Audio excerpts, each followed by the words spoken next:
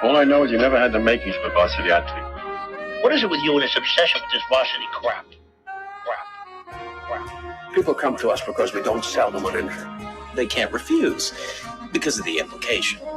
You wonder ever you're a bad man? World needs bad men. We keep the other bad men from the door. Some things are a matter of duty. The world's greatest radio show in Tennessee. That doesn't sound right, but I don't know enough to dispute. And I was about to take advice from a clown who dives headfirst into the shallow end of the pool. It's Talk Sports with John Reed and Cody McClure. If it is to be said, so it be. So it is. So it is. So it is. So it is. It's a Tennessee thing. Well, I'm holding on.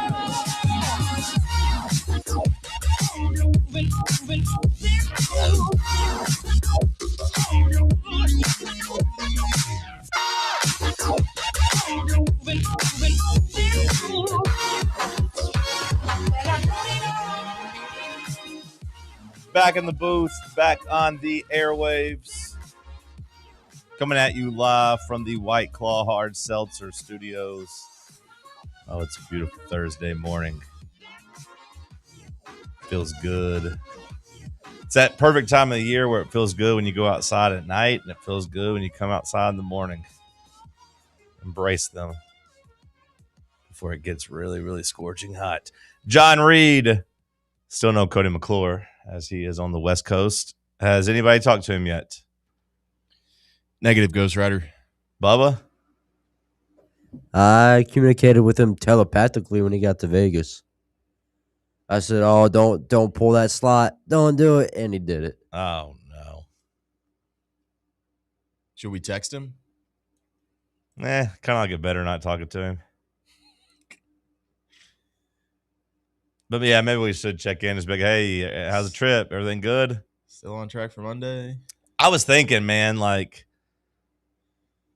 2 weeks somewhere with your mom the whole entire time. I mean, like, I love my mom, but I don't know if I'd be, like, itching to come home. Well, I know I would be itching to come home because I don't like being gone for 2 weeks, really, to go anywhere or with anybody. So I know I'd be kind of miserable by this point. But I was curious if he was. He's definitely going to take the Monday show off as the personal recovery day. Yeah, no, I believe he even told us that 2 weeks ago, is that he'd see us on whatever the Tuesday was. The 7th, I believe. I think he's already went ahead and told us that. Which I think is fair, whatever. Depending on, when he's getting back in, from California. But I was thinking about that, man. Like, I don't really want to go anywhere with anybody for 2 weeks. It does get kind of, you kind of get a little bit stir crazy sometimes just with the same people. Well, he's a lone wolf as it is. Yeah. And he's also a degenerate. And I don't think his mom would be in favor of his debauchery. So I've been wondering about that too. So you think he's just like, shaking in his boots from holding himself back? It needs to find somebody to talk to or some trouble to get into. I don't know. I'm very curious, but not curious enough to text him because I don't want to bother him. Sam, how are you this morning? You good? Yeah, I'm doing pretty good. Tired. Yeah. Yeah. But this week's kind of been flying by too, so it's a strange balance between the two. I feel like I'm tired from a long week, but it's also feeling like the week hasn't been that long. But we're here. It's been a little bit of a whirlwind for me. Just being confused, body being confused with me traveling all day Monday, different cities. Yeah. Body's just been a little confused. Bubba's got his Dayquil over here. I thought he was drinking like the Dan Hurley bottle of piss. I would like an explanation. We got to the bottom of Dan Hurley, headbutting that ref and him saying, him kind of being funny about it and saying, I thought he wanted to chest bump me. That's my boy.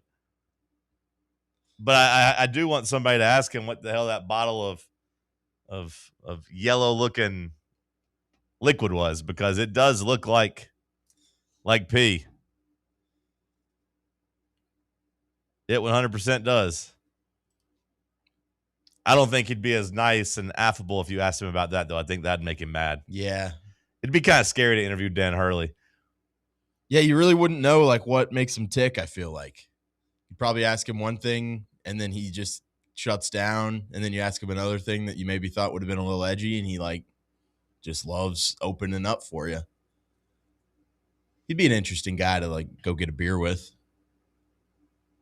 Yeah, I wonder if he's fun to be around. Or if he's one of those guys you're like, oh, never mind, this guy is not fun to be around. This guy's intense. This guy's a jerk. Bubba, top of the morning to you, my friends. Top of the morning, John. You sound better. Do you feel better? Not really. Okay. But you do sound a little better. Thank you. Been huffing pain all night. Nice. Not really. I was going to say, I heard that helps. April Fools. Yeah. This time, the whole month of April. You should do it. Yeah, I will. Just be a fool all April, brother. I've got a bit planned today. You got a bit planned today? Maybe. At what time? Don't worry about it. When are you going to slip it in on us? I can't tell you that. I need to know. No, you don't. Now I'm going to be on edge looking for the bit. Maybe the bit is you don't have a bit, and I just think everything's going to be a bit. That'd be a great bit. Yesterday was just kind of a blank space. My friend got me 2 really awesome gifts. He got me a Matt Ryan and an oversized Carson Wentz jersey for the Colts. So I'm very appreciative of those. And I cannot wait to wear those and celebrate having Carson Wentz as an alumni of the Colts organization, as well as Matt Ryan as a previous quarterback as well. Now that you have those 2, you have to start collecting more washed up quarterbacks that have played for the Colts. Jacoby Brissett, I cannot wait to purchase that one. He's too good. I mean, Phillip Rivers is too big of a name. So I think you need a Minshew one next. The collection can only grow. Or shrink, I guess, if I got rid of these gifts. But why would I want to do that? And then after that, John, I have no idea really what happened yesterday, dude. I'm going to be honest. I was just out there in the sun baking and working all day. Got covered in dirt. Just working like a freak. And then I got home. I took a shower. Got a chance to lay down. And then the night happened, and I was like, wow, it's already 10 o'clock, man. And then I went to bed. Did you say, and then the night happened? Yeah. That's one way of saying that it's getting late or it's getting dark. The night happened. It snuck up on him. Yeah. It just happened. The night happened. Okay. I would say I regret asking, but I didn't even really ask. Of course. Yeah. Okay. For me, it was a celebration night. What a win by the Hawks. I got to say, though, congrats to the Orlando Magic. I think they might currently be at the top of my sports hate list, at least in professional sports. I'd have to think about my college list, but my professional sports list, we were talking yesterday, Sam, about how we didn't really have any NFL rivalries right now. Mm-hmm. I don't really actively hate anybody on the Titans' behalf because we've been pretty bad. Sure. I think in the NBA, it's the Orlando Magic. I hate those guys. I hate them so much. I hate everything about them. They play terrorist basketball, but also they're just super dirty. Don't the players kind of hate their coach? They all hate each other. Oh. They hate the coach hates them. I think the players hate each other. And honestly, I think when most of the players probably look in the mirror, they hate themselves. I think there's just a lot of hate there, which is a little ironic because it's supposed to be the happiest place on earth. They're sponsored by Disney. Is Orlando itself supposed to be the happiest place on earth or just Disney?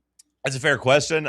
For this sake, I'm going to say Orlando, especially since they wear the logo on their jerseys. If they have the logo on there, they have to be the happiest team in the NBA too. I mean, you would think so. I mean, you're so close to Disney, but they're never going to get to go to Disney and do like a championship tour. I'd be upset too. I was thinking about this. they're not going to get credit for it. They're not going to get credit for it, but like they should be in the mix for worst sports trade of like the last 5 years. No one's ever going to like top Deshaun Watson, but the Desmond Bain trade, giving up 4 unprotected first-round picks for that guy, should be in the mix for one of the worst sports trades of this decade. And that guy's a punk, too. Has he been just really bad? I mean, it's definitely not been worth 4 first-round picks, especially when you consider saying they still can't shoot threes. They brought him in to try to fix their shooting, and they still can't shoot as a team. You could argue about whether or not he's been bad. I would say no, but I would say he's not really been impactful for winning. His stats are pretty good, but when you watch him, you don't get a good feeling. Especially when you compare him to my boy Nikhil Alexander Walker, who we didn't have to trade any first-round picks for. We just signed him. What a stud. Then I was thinking last night about the Alexander bloodline. We need to get in touch with somebody from the Alexander bloodline. And there are Tennessee ties. They went to school down in Chattanooga. The Alexander bloodline. They're Canadian, but they settled in East Tennessee for a little bit down at Chattanooga. But they got just two of them in the league balling out. You know, MVP Shea Gilgeous and Nikhil. We need some more basketball playing Alexanders. That was kind of my train of thought last night. Where does the Walker come from? I imagine the other side of the family. I imagine there's a Gilgeous side of the family and a Walker side of the family. You're not cousins. You got a whole nother side of the family. But yeah. I don't like his other cousin. No, not really, but he's a baller. I don't deny that he's a baller, and so is Nikhil. But that was my line of thinking. Also, watch some Jury Duty. Have you ever seen this show? You ever watched any of it? I watched the first season of it. I saw that there's another one coming out, but I haven't given it a chance. Well, new season is out. I watched some of it yesterday. Funny? I find it to be funny, but then I find it to be sad too when I watch it. Sad? What do you mean? The guy's so happy. The movie had to end. Yeah, I mean, it has to end. I guess that's fair. The guy's so happy he thinks he's found like this. So in this one, it's not like Jury Duty. This one is he gets hired by a company for some temp work, and as a part of his temp work, like they have to go on like their company retreat. They have like a year-end like company retreat, and like so basically this guy hires this temp work, and he's just like, hey, you're going to be my main assistant. I need your help doing all this stuff. Are you good at that? And the guy's like, yeah, of course. He's from Nashville, which is kind of cool. He's like a 25-year-old guy from Nashville. And just like in the first season, the secret sauce here is that this guy's really sweet and you like him. You're rooting for him. And this guy's like gets quickly acclimated in the company. They love him. He loves them. He's talking about how much he loves everybody. You can tell he's like, man, maybe I found my new career. This is awesome. These guys are cool. And I just know eventually they're going to tell him like, hey, no, this was real. He's going to be like, what the hell? You think the people that make the show feel bad? I would hope. Maybe not. But Bubba, maybe that's maybe you could find for me what they gave the guy in season 1. Did he get anything for being made a fool of? I'd hope so. I'm sure they gave him something, but I'd like to know what, because I can't imagine the budget for the show was too much. And there was talk that guy had to go to like therapy afterwards. That guy had to go to therapy to get, kind of back in the right mindset. So like there is a part of me when I'm watching this guy, I'm like, this guy's so sweet. He's so nice. He's going to be really sad when he realizes none of these people he's bonding with are real. Because that's the premise of the show, in case you haven't seen it. Basically, it is a setup where everybody on the show is acting except one poor guy. The first season, there was a court case and they went to jury duty. This one is, like I said, a company retreat. And it's got kind of like the Office vibes. They're trying to kind of make it sort of like The Office too. Wherever, character has like a kind of a quirky backstory. But I just watched that guy and I'm just watching him sit there and giggle and laugh. And he's having the time of his life. And he just seems like a really good dude. So I hope he gets like fame and some money after this. Then I won't feel as bad. Bubba, have you uncovered anything of what they gave this guy in season 1? I'm trying to figure out if his name is Ronald Gladden. I believe Ronald does sound right. I don't trust the AI overview, which shows that he got $300K. Okay, $300K I think is fair. $300K is definitely fair. That would make me feel less bad for him. But that's what I did. Yeah, that's. I feel like I'd want more. I mean, you probably would want more, but at the same time, they'd probably be like, "Bro, we just created this show. We ain't got a huge budget." And I doubt he could sue him because I'm sure he signed up for something. I'm sure he signed up for it in his contract. This man is 6'6". He's 6'6". Yeah, he's got some things going for him then. Well, that was my review of season 1 and then half of season 2 of Jury Duty. I'll let you know how it ends. There's 3 episodes remaining. Did you see any of Jason Gainey's opening press conference? You're talking about, Justin Gainey. Yeah. They called him the wrong name? Twice. Who did it? The AD? Yeah. What a moron, man.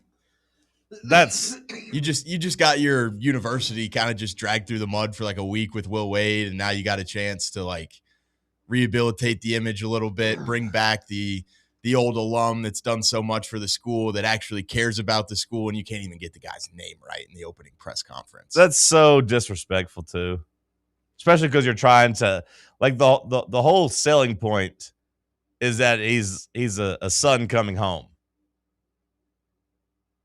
Are North Carolina State fans mad about that online? Because I didn't actually see that. I didn't see any controversy about them calling him the wrong name. I just saw it. I don't know. I saw it on a Yahoo article this morning. Well, that's tough. It does sound like one of his sons is named Jason, but still, I just feel like you got to know your coach's name. You can't say it twice. Again, especially if you're trying to praise it as a coming home moment. As you're bringing home one of your own that loves the – because they're really trying to hammer, loves the front of the name, the name on the front of the jersey.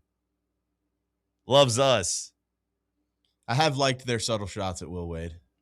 Yeah, Will Wade, I thought won, though, in his press conference. He's like, because they seem pretty upset for a clown that can't coach. He's like, all their fans keep telling me I'm a clown that can't coach. Why are you so upset then? If you thought I sucked, why are you mad I left? Did you hear him almost slip up and say Wolfpack? No. He had one where he went like, "Well," and he had to like say another. I can't remember what he had to divert to. I did like that he was like, hey, we're going to make history one way or the other. Either we're going to get this thing right and get back to a Final Four, or I'm going to be the first coach that gets fired by a school twice, which I thought was interesting. But I thought he won that just by saying, hey, if you hate me so much, why are you so upset? If I suck so much, why are you mad? Should be pretty easy to move on, shouldn't it? Got some Tennessee basketball news to get to on the other side. I reckon that's the story of the day. Take back what I said about Bubba sounding better. That's a deep cough, brother. I'm worried about you. I'll pray for you. Thank you. Stick with us. It's Talk Sports on Fan Run Radio. Take Fan Run Radio with you on the all-new Fan Run app. Just search for Fan Run Radio wherever you download your apps. What kind of day is it? It's a White Claw day. Grab a pack, grab your friends. Everything else in life can wait. Your friends shouldn't. Let's go. White Claw. Grab life by the claw.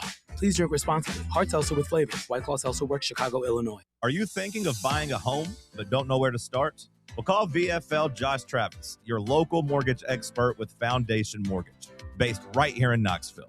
Whether it's your first home or your forever home, he'll keep the process simple every step of the way. To get started, visit mortgagebrokerjosh.com or call 423-312-9777 today. Foundation Mortgage Company, LLC is an equal opportunity housing company. NMLS number 1387311. Located in Knoxville's historic Old City, Barley's offers great food, live music, the best draft beer selection in town, and now your new favorite place to watch sports. Their indoor projector is perfect for any weather, and they've revamped their upstairs area with more TVs to take in all of the action. Their menu features hand-battered chicken tenders, juicy burgers, fresh salads, and the tastiest pizza in Knoxville. You can enjoy their happy hour drink specials daily from open until 6 p.m. Barley's Tap Room and Pizzeria. Welcome to Axle Logistics, where excellence isn't just a goal, it's an energy. As a leading third-party logistics company, Axle is powered by an award-winning culture built on a work-hard, play-hard mentality. Here, the drive for success is contagious and hard work never goes unnoticed. Whether you're just starting out or looking to level up, Axle Logistics is the place to launch your career. Join us and take your ambition to the stars. To learn more, visit axlelogistics.com. Are you ready for the start of a new season? Maybe looking for your team to go on a tournament run? Get game day ready with Crumble. Head on over to your nearest location and pick up 12 pre-selected cookies plus exclusive toppers. When you're looking for dessert options, there's no question about who you should call on. Our listeners already know. Last year, the Dubai chocolate was a home run, along with the brownie batter. Oreo crumb was another crowd favorite. What new flavor will set the standard this season? If you're in the Knoxville area, there are 3 locations ready to serve you: Clinton Highway, Parkside Drive, and Maryville. Download the Crumble app to build your best lineup and vote on the best combos. You can even put your bid in to request a new flavor. Order in the app and slide on over to your nearest location. Tell them Fan Run sent you, and as always, it's for the fans, by the fans. Don't miss the cookies. This thing right here.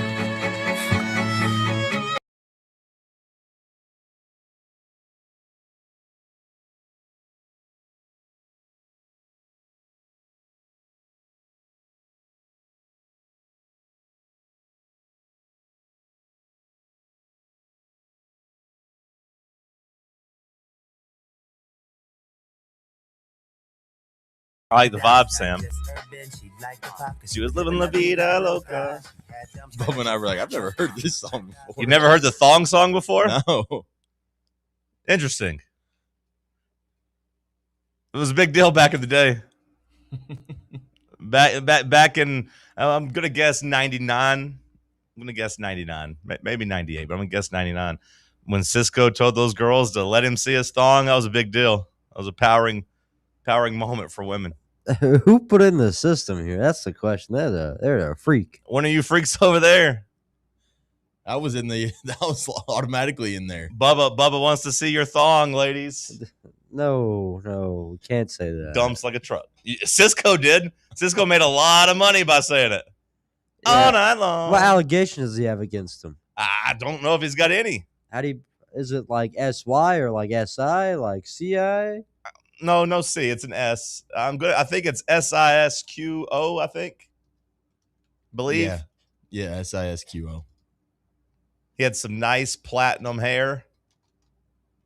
And he wore a nice silver suit in the video and was just running around the beach. Girls shaking their butts.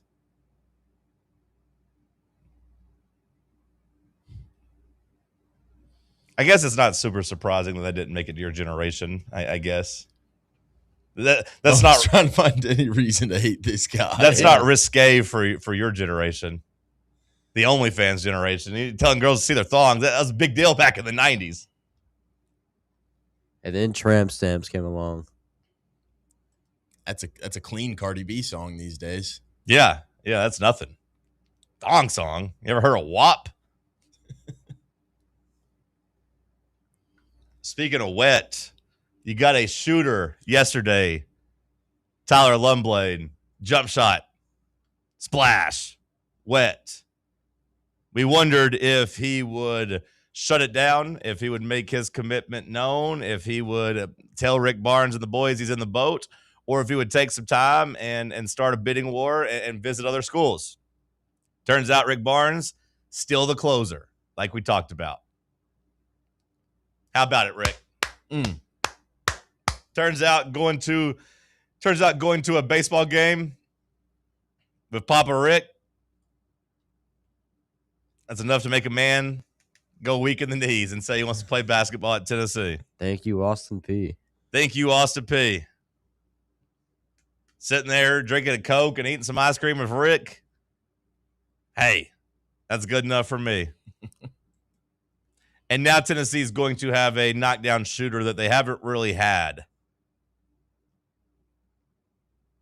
in a while.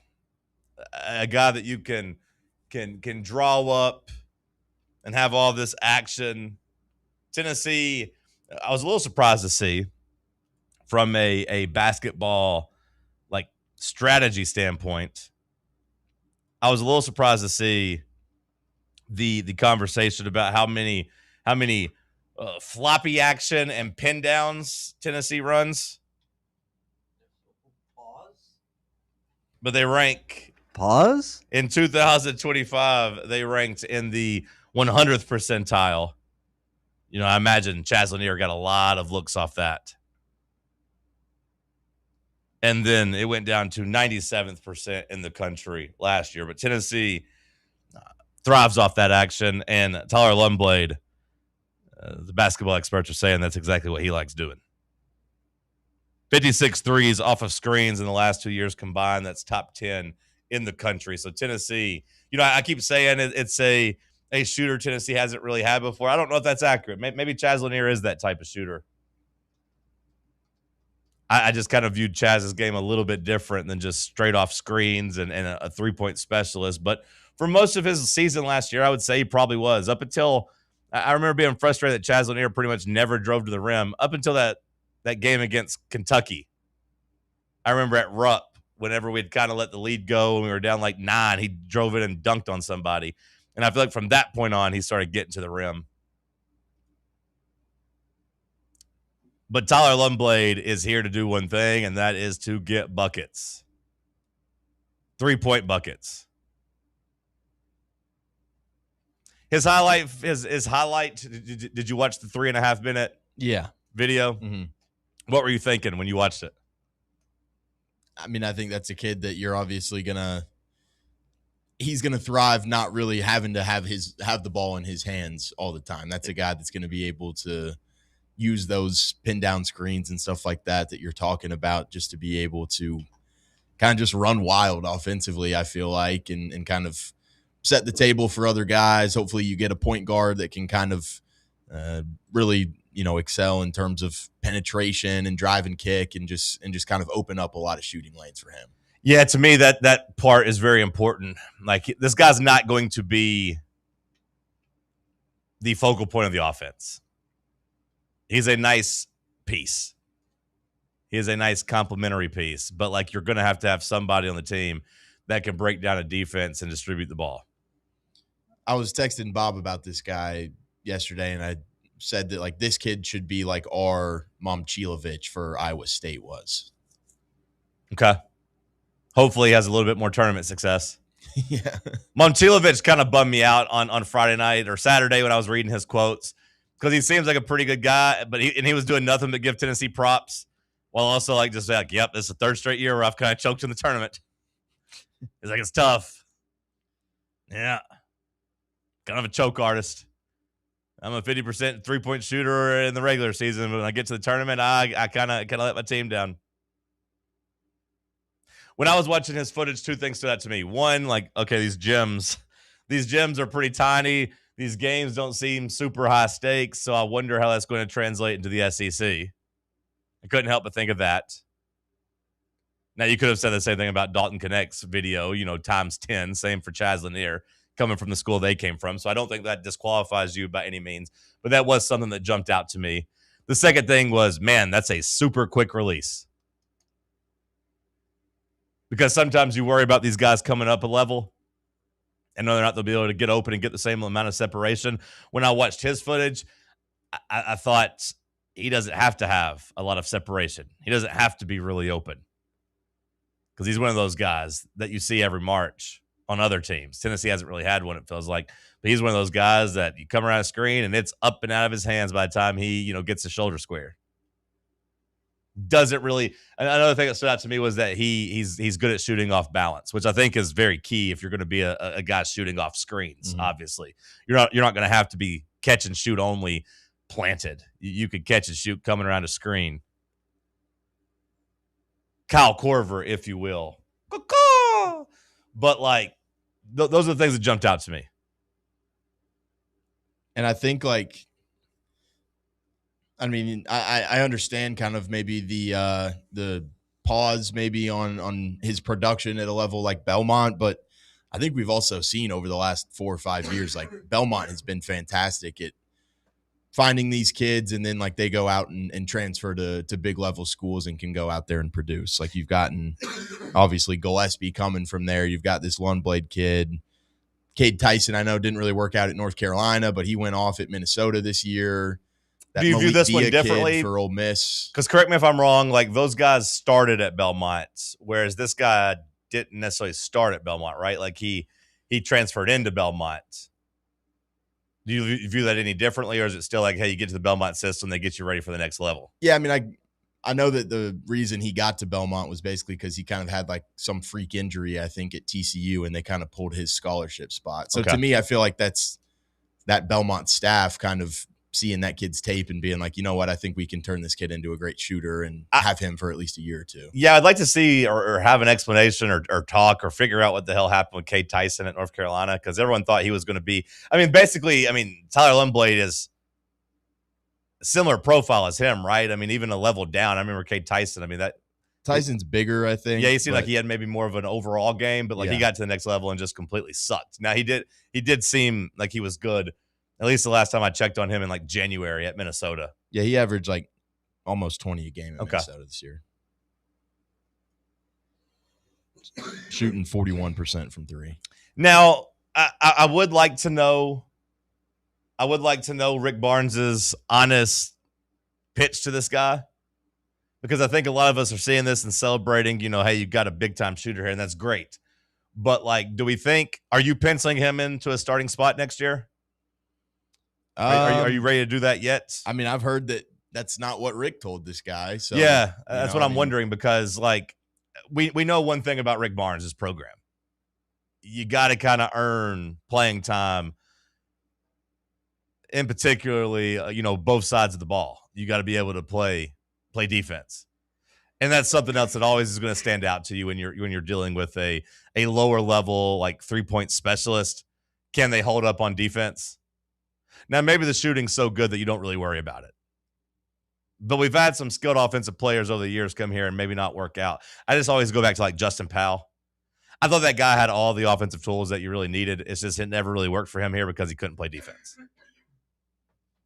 So like when I see Lundblade, I wonder like, wasn't that kid like 6 foot tall though? No, he wasn't. Maybe he seemed like he played. Maybe it seemed like he was 6 foot tall because he played pretty soft. But I remember, I think it was Powell not like 6'4", 6'5"?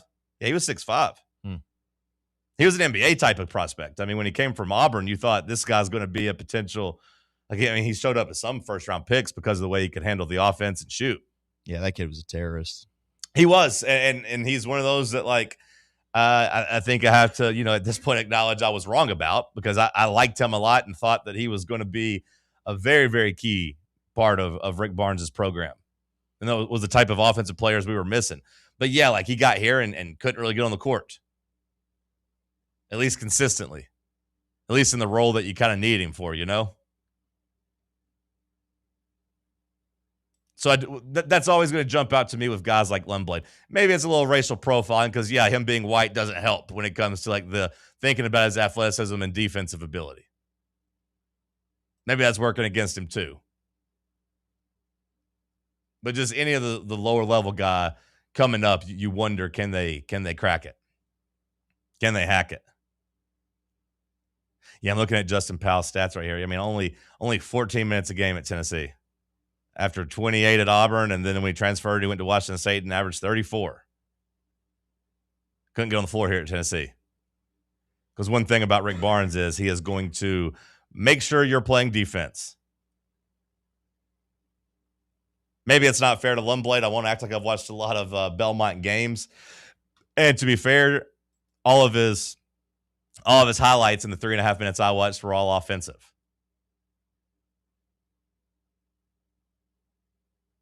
I've seen some talk of him being even a below average defender in the Mountain Valley Conference. Missouri. Oh, thank you. Yeah. Mountain Valley. That's dumb. Missouri Valley Conference. Thank you. Can you do it in the SEC? Because, whenever I see this, I'm not ready to pin him in, Sharpie him in as a starter just yet. But it's a good get.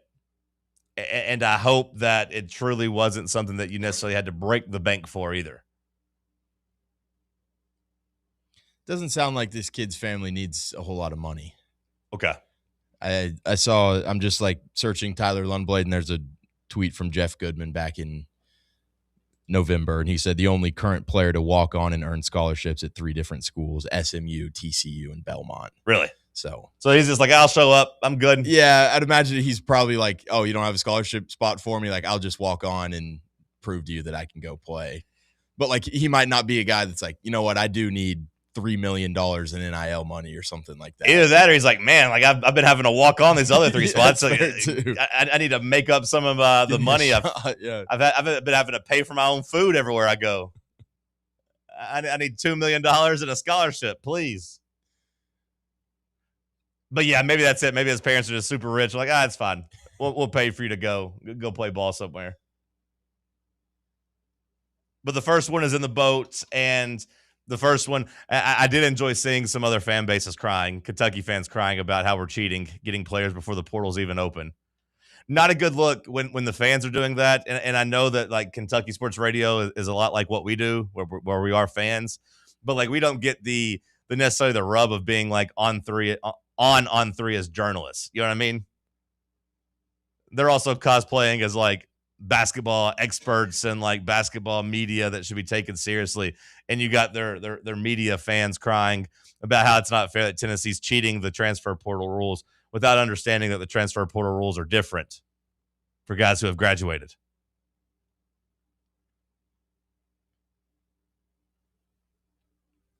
Now we wait. That Nick Roush guy sent some tweet a week or 2 ago about how he hates talking about Tennessee and it's all he loves to do.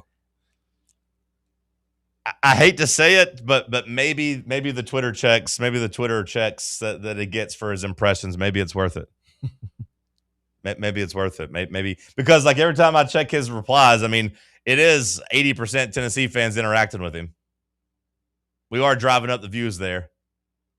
I don't know how much Kentucky fans interact with him. I don't know.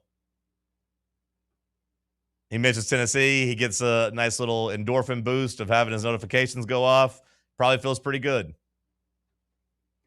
But, John, how do we get this guy if the portal ain't open? I don't know. You would think tampering. You would think as a basketball expert, you would understand that. You would think you would understand, hey, this guy's got a little bit different rules here. But there's one off. I think Tennessee needed a shooter, but Tennessee still needs to figure out a point guard. Tennessee still needs to figure out we still have a star role open. We need a big man too. Desperately. Maybe desperately. Maybe you feel good about it. We'll continue the conversation on the other side. It's Talk Sports on Fan Run Radio. Check out exclusive Fan Run video content on YouTube. Just search Fan Run Sports and be sure to like and subscribe. Hey, it's Russell Smith here for ECR Total Landscapes.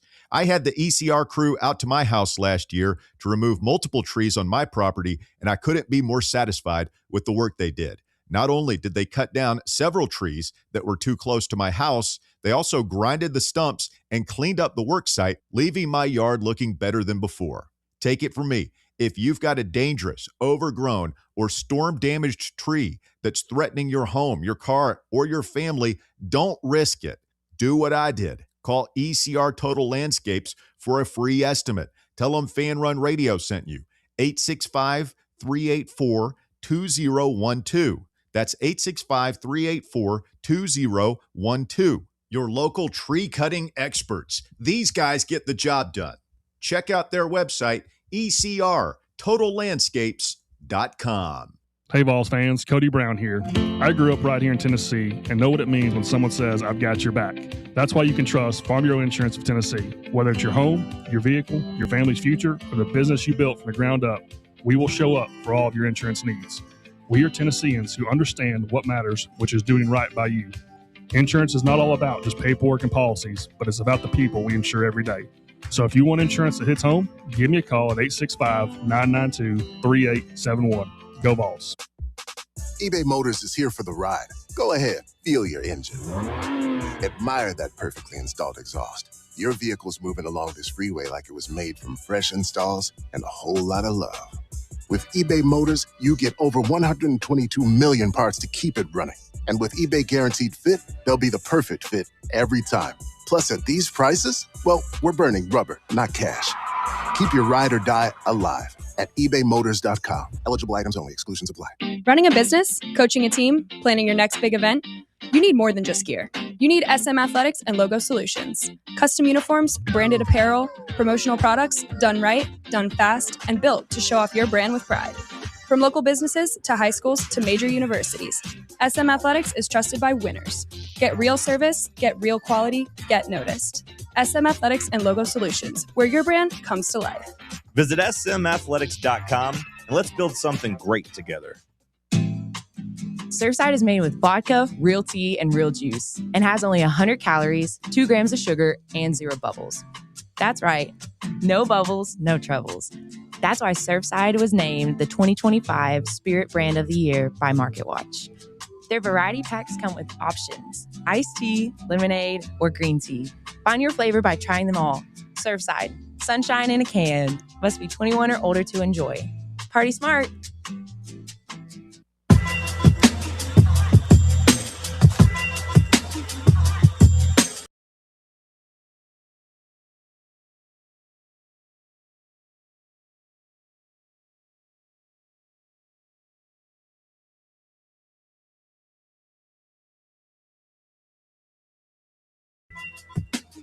Talking Tennessee basketball, Tyler Lumblade in the boat. Bubba, how many booms is he worth? I'll give him 2.75. Boom! Boom! Boom! 2.75. Okay, Sam, is that too high, too low? I think it's a little too low. I think he's at least 3 booms. Okay. I think he is the first domino, and I'm happy to get him. I'm happy to have somebody in the boat, so I'm happy. Like, it seems like it's going to be a Rick Barnes course correction. And maybe this is Rick's new thing. Is like, hey, whatever causes us to lose in the tournament, so he's going to try to go out and immediately, like, rectify. Last year, you got your ass kicked in the paint. Houston was tougher than you. They beat you up. What'd you do? You went out and you got a whole bunch of big men. You got a whole bunch of centers and post players and said, this is what we're going to do now. We are going to play with 2 bigs at all times, and we're going to try to be super tough. This year, your shooting let you down. Your offense let you down. The first guy in the portal, you went out and you got your knockdown shooter. Now, on your wish list, Sam, what is left? What's the biggest thing? Because I do think this is a step in the right direction of shooting, but like you're replacing so many good guys like we talked about. Star point guard would be next for me. Okay. Just how many stars do we think are out there? I mean, we don't know yet. The portal isn't really not as many guys as we have. What about just solar point guards? Maybe not stars, like a big name, but like they're still up in that, solar cosmic system. Point guards. Yeah.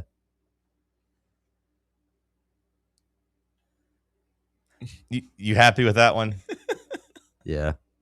That one made you giggle? Yeah. Is that a part of your bit? No. Okay. Let me know when the bit starts. I mean, I don't think we really know what the market is in that position quite yet. Yeah. But there's a couple guys out there. You got that Oregon point guard. I can't remember his name, Sheltstad or something like that. Okay. And then, I think sounds like Tyler Tanner's going to be a guy that's going to go out there and maybe entertain some offers. But if I'm Tyler Tanner, that's 100% what I'm doing. Like if I'm Tyler Tanner and I'm at Vanderbilt, I want to. It's what I talked about yesterday. He's not going to be an NBA player at a high level. Not saying he'll never make the league, but like he's not going to be a star NBA player. If he gets drafted, it'll be probably in the second round, late first round, if that. But he can be a star college player. And when you're looking at guys, A, that Tennessee could get in on, and B, guys that would, command a lot of money and fit a lot of the needs that you have, he's probably number one on the wish list, right? Yeah. Would you rather have him or Nate Ament back? I mean, it's hard to say without knowing what plan B is at point guard. If we got Nate, but then you take a significant step down at point guard. Yeah. I don't know. Yeah, I mean, we don't have a point guard on the roster. I mean, that was the big problem for this year's team, is that you didn't really have a backup guard for most of the year. Jacoby Gillespie, God bless him, he gave you all he had, and at times it looked like you ran him into the ground because you never could really take him off the court or off the ball. A little bit later in the year, Ethan Berg showed that he could maybe be a fourth guard and give you 5 or 6 minutes, but I think we know Ethan Berg is not a starting point guard if you're going to try to have high aspirations. So, the drop-off, the difference between star point guard versus Nate Ament, for roster building, the star point guard might be more important. And I kind of feel like our fans are maybe just assuming that you can go get just a complete difference maker. And you might still be able to, obviously, but we've been blessed to be able to go from Zakai Ziegler to Jacoby Gillespie at that position. And I feel like we just kind of, I think maybe depending on what we kind of do at that position, we might look back and say, man, we kind of took Jacoby Gillespie for granted a little bit, just how easy of a transition that was from Zakai to him. Yeah, I mean, that's a fair point. We talk about it, in coaching all the time, being the guy after the guy, Holly Warlick having to take over for Pat Summitt, and Konzo taking over for Bruce, and Kalen DeBoer after Nick Saban, and yada yada yada. But Jacoby Gillespie kind of had to do a bit of that, replacing Zakai Ziegler, who was a 4-year mainstay and a 3-year starter. One of, if not the best point guard in school history. I'd say you probably do just call Zakai Ziegler the best point guard in school history. You replaced him, and at times it felt like you had upgraded. Now, I don't know if, when it's all said and done, if I feel like you upgraded, but it's at least a conversation. It was a little bit different, but he still ran the program and he ran your team at a high level. Jacoby Gillespie,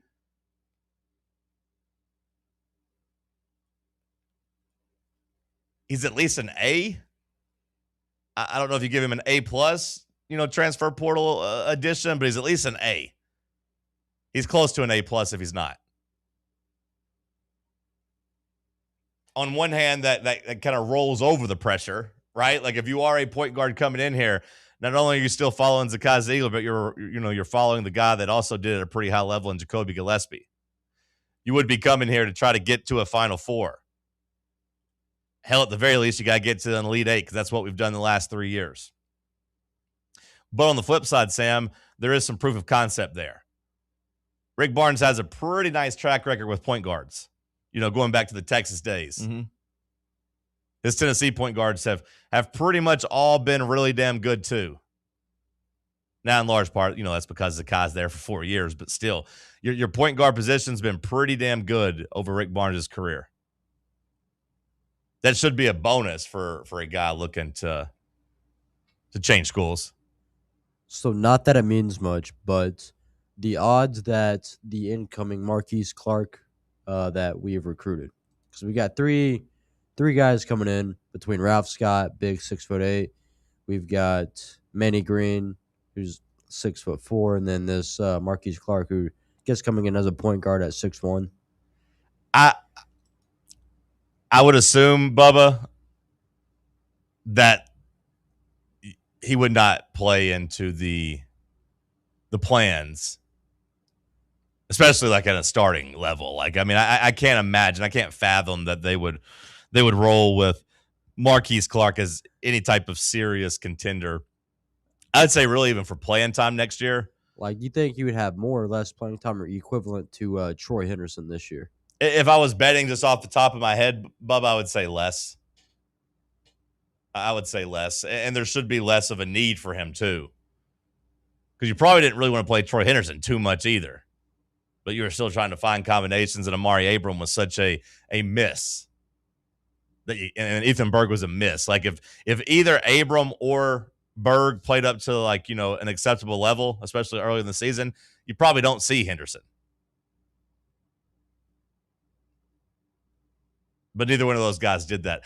I would imagine in terms of the course correction we're talking about, Sam, where he's going out and finding shooting, I'd imagine Rick Barnes is also going to be like, hey, we got to make sure we got enough guys here that can actually play. So maybe Tennessee does spread the wealth a little bit more. And maybe Rick Barnes says, hey, it's better to have 9 really, really good players than have 1 elite player and like 6 other good players. Maybe he looks and says, hey, I need more bodies that can actually play. Because at times this year, it didn't seem like we had enough, especially at each level. Just the drop off from your production players to just your role players was very significant. 100%. And you could argue that from a roster building standpoint, and I wouldn't disagree necessarily either, but like you could argue that like Tennessee might have been better off having 2 really good players versus having Nate Ament. You could argue that, and I don't even necessarily think you're wrong, but if you told me that like you spread out Nate Ament, you got a really good small forward and a really good 2 guard versus paying him, you know, what I've been told up to $4.5 million. Like, yeah, you might have been better off. So like for as good as Nate was, and I love Nate, I'm glad he came to school here, VFL, all those things. Maybe it wasn't the right roster building move because you looked around, all of a sudden Tennessee was a couple guys short. You maybe could have gotten those guys. You maybe could have gotten those guys had you spread the money out a little bit. So maybe Rick Barnes course corrects there too. But I'm going to guess that he's still going to want a star. Because I do still think, and if you look at the success that Tennessee's had over the last 4 years, and it's been pretty high, and really if you look at Rick Barnes' success at Tennessee, outside of maybe, you know, the COVID year and 2021 that went off the rails, you've had, correct me if I'm wrong, have you not had an all-SEC player and first team a lot of the times, right? Now, I don't know if anybody in 23 would have been on the first team off the top of my head. I would say probably not. Although Jonas Adu, I feel like he might have been at center, possibly, maybe. But like those other years, if you think about it, you had a star, Zakai, Lanier, Connect, Grant Williams. So like Rick Barnes during his time has still tried to like find one top level star. And I feel pretty safe right now in saying that Tennessee does not have a top level star on their roster. So I do still think when we look at this roster building, they're going to try to go out and find one. In 2023, it was Santiago Vescovi. Okay. Was he first team or second team? He was first team. Second team was Zakai Ziegler. Man, if all defensive was Zakai. It drives me crazy. It's one of the biggest what ifs for me, but like, man, what the hell happened to Santi in 2024? Was it just Connect big boy in him?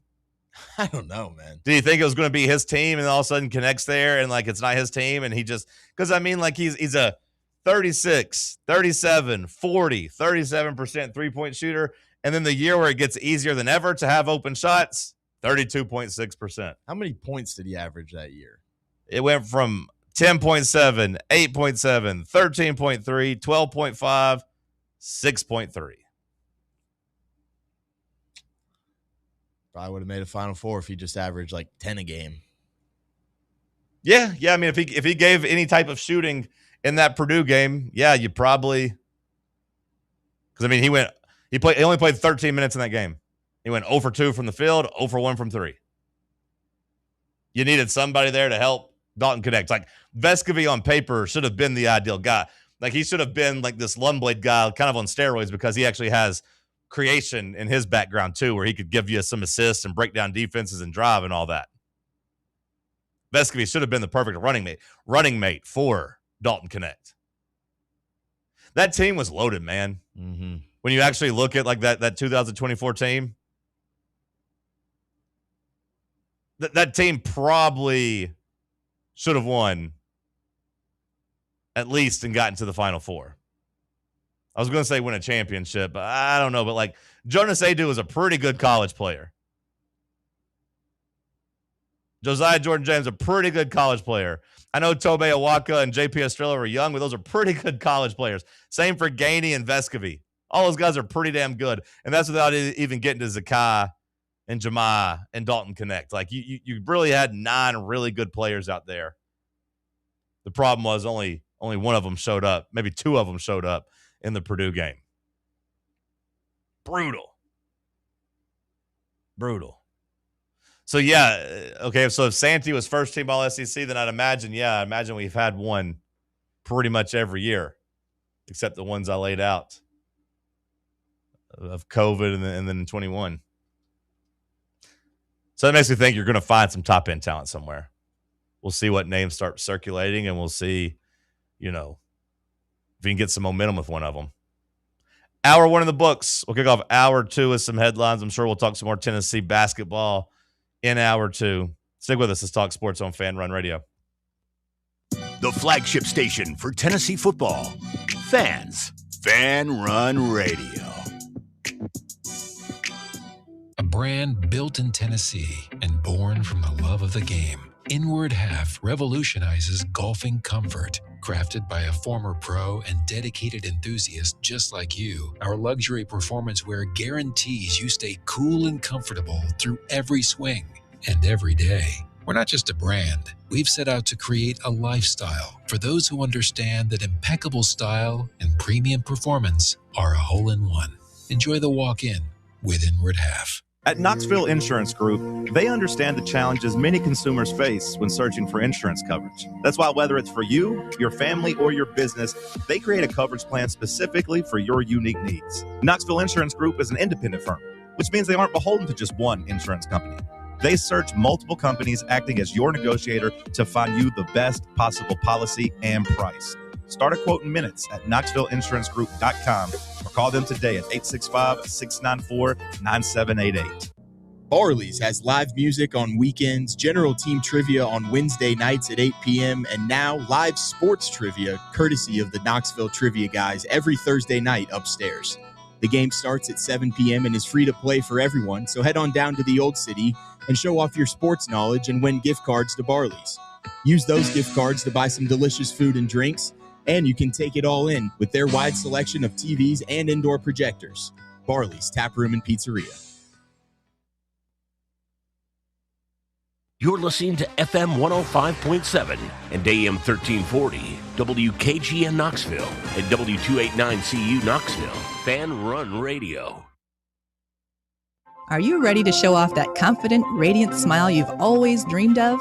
Well, here at Knoxville Smiles, we're ready to turn your dream into a reality. At Knoxville Smiles, we're more than just a dental practice. We're your partners in achieving optimum oral health. From routine cleanings and checkups to advanced cosmetics and restorative procedures, we offer a wide range of services in an environment that makes every visit a positive and comfortable experience. At Knoxville Smiles, it's about more than just treatments. We're focused on creating a welcoming environment where you feel like family. Our state-of-the-art facilities are designed with your comfort in mind, and our friendly staff is always ready to address your questions and concerns. Don't wait any longer to achieve a beautiful smile you deserve. Schedule your appointment at Knoxville Smiles today and take that first step towards a healthier, happier you. Call us at 865-539-1776 to book your appointment today, or just visit our website at knoxvillesmiles.com. Are you thinking of buying a home but don't know where to start? Well, call VFL Josh Travis, your local mortgage expert with Foundation Mortgage, based right here in Knoxville. Whether it's your first home or your forever home, he'll keep the process simple every step of the way. To get started, visit mortgagebrokerjosh.com or call 423-312-9777 today. Foundation Mortgage Company, LLC is an equal opportunity housing company. NMLS number 1387311. All right, what do you have? Better halftime show? Cheerleaders or dogs? You're listening to Talk Sports. I've always been a big friend of the cheerleading community. I think that they're great. I think that they are essential to athletics. You know, I just love what they do. I love the cheers. I love the way that they sound. They say, hey, go team, you know. I mean, what can a dog do? A dog can't talk. Airing every day from 7 a.m. to 10 a.m. Always give me the dogs catching Frisbees. Dogs I enjoy more than women. The dogs feel more comforting to me. And they do cooler stuff. On 1340 WKGN. You know, I personally would stand with Pete on this one. I mean, animals are supposed to be free. You know, they're not there to be your entertainment. During the game. They do things at halftime, too. They do that at halftime, too. And it's not nearly as effective because the game's not going on. I need to be entertained. Love the cheerleaders. They have their place. But when it comes to halftime, I prefer my bitches catching Frisbees. Well, I don't know.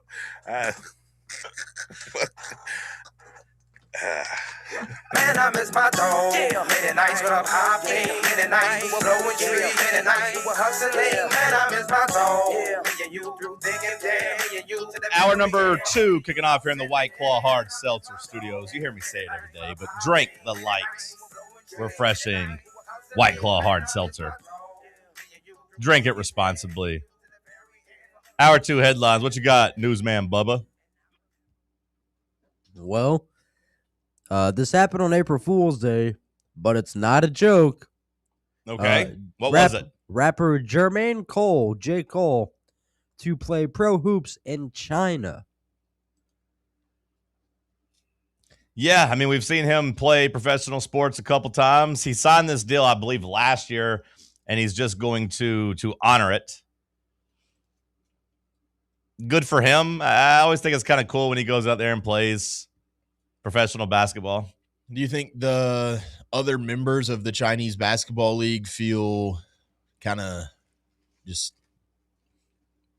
emasculated a little bit? Just like, I play in a professional league that some rapper just comes over and casually plays a few games a year in. I don't know. And that's a fair question. I don't know, but I wonder if they maybe think it's cool. Maybe they like J. Cole.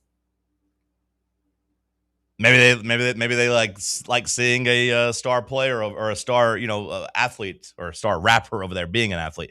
Maybe they're just kind of starstruck a bit. I don't know. I mean, the Chinese Basketball League, that's a pretty good one, right? It's much better than the last one he played in was some small one in Africa that I don't think was like necessarily nearly as established as the CBA. Up next, we have we talk about this guy going crazy and biting people, but apparently Puka Nacua, wow, Puka Nacua is in rehab.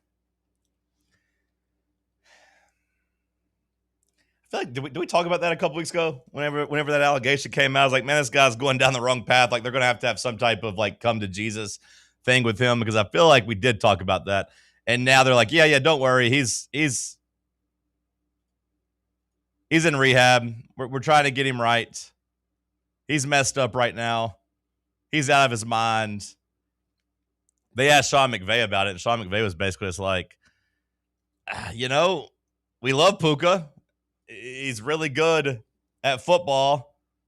And even kind of was like, hey, I love his heart too. I think he's a good person, but man, we just got to get him right before we give him any type of big contract extension. Just got to get the person right more than anything. Apparently he was in rehab before the bite happened. Yeah, that seems a little convenient to say that he was already there. So was he there and then came out and bit this woman, or was he there and the what she's suing him for was from months ago and just now coming out? Was that it maybe?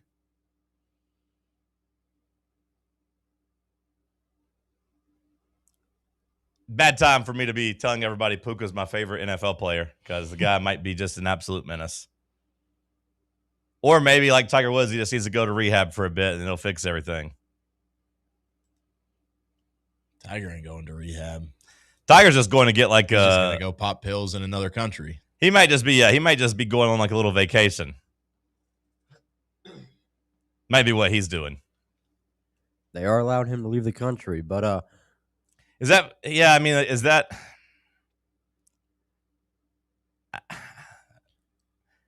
there's so many failed celebrities and athletes that need to go to rehab and they go get help in the United States. It's such a ridiculous excuse to have to go internationally for this, seeking privacy reasons. It is funny to me where you talk about him being like him acting like he's still the same level of fame that he was during his heyday. Because once you said that, I was kind of like, you know what? You're kind of right. I don't think people are bothering Tiger nearly as much as he's acting.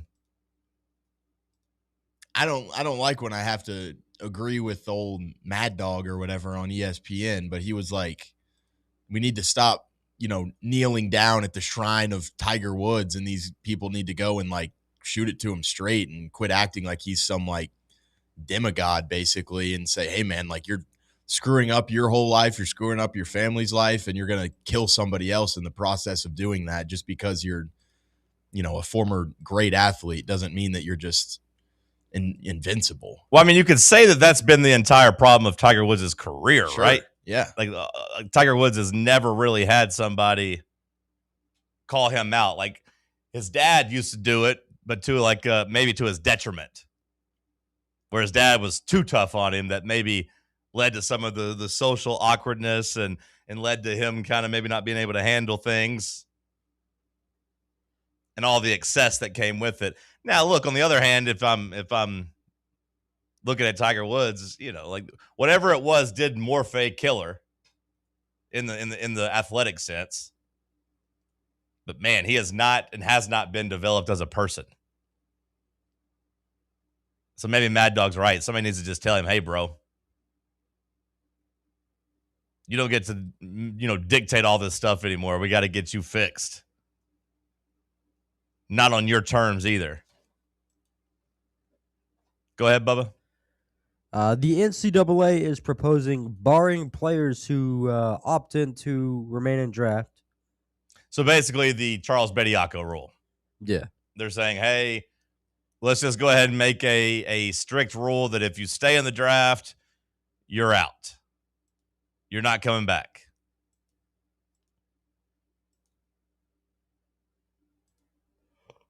Seems like that's what they're trying to do, right?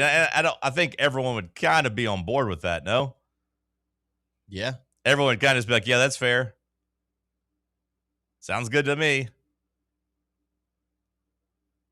You would think this one would get approved. Also, at the bottom of this, they're apparently... I'd say go a step further and just say, hey, do it with the G League, too. Like, if you're playing professional basketball in the G League, but I know they're not going to do that because then they have to be like, well, what about the professional leagues in Europe?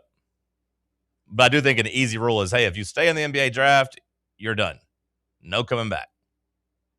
They are allowing baseball and hockey players to have agents for if they're drafted, Yeah, just because that other sports. I don't know when the hockey draft is, but I assume is it around the same time as the baseball draft? Or I guess they're saying baseball doesn't have like a time where you declare, right? Everyone's just kind of eligible.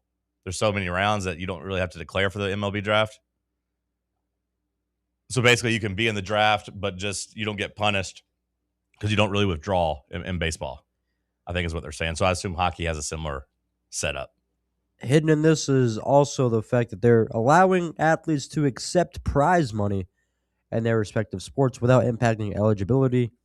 Can accept prize money up to $10,000. What type of prize money are we talking?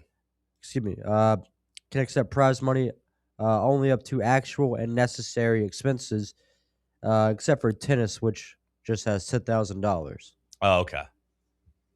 So, like, if you're a tennis player going through these tournaments, you can make up to $10,000. Yeah. I don't think we really have that in other sports, really. But then it also deems, what is a necessary expense? Nah. Is it a brand new vehicle for $50,000? Yeah.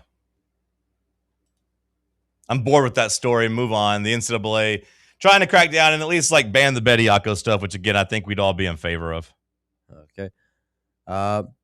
We have Michigan State head coach Tom Izzo says he talked seriously with the Suns' majority owner Matt Ishbia about Phoenix's head coaching position last summer.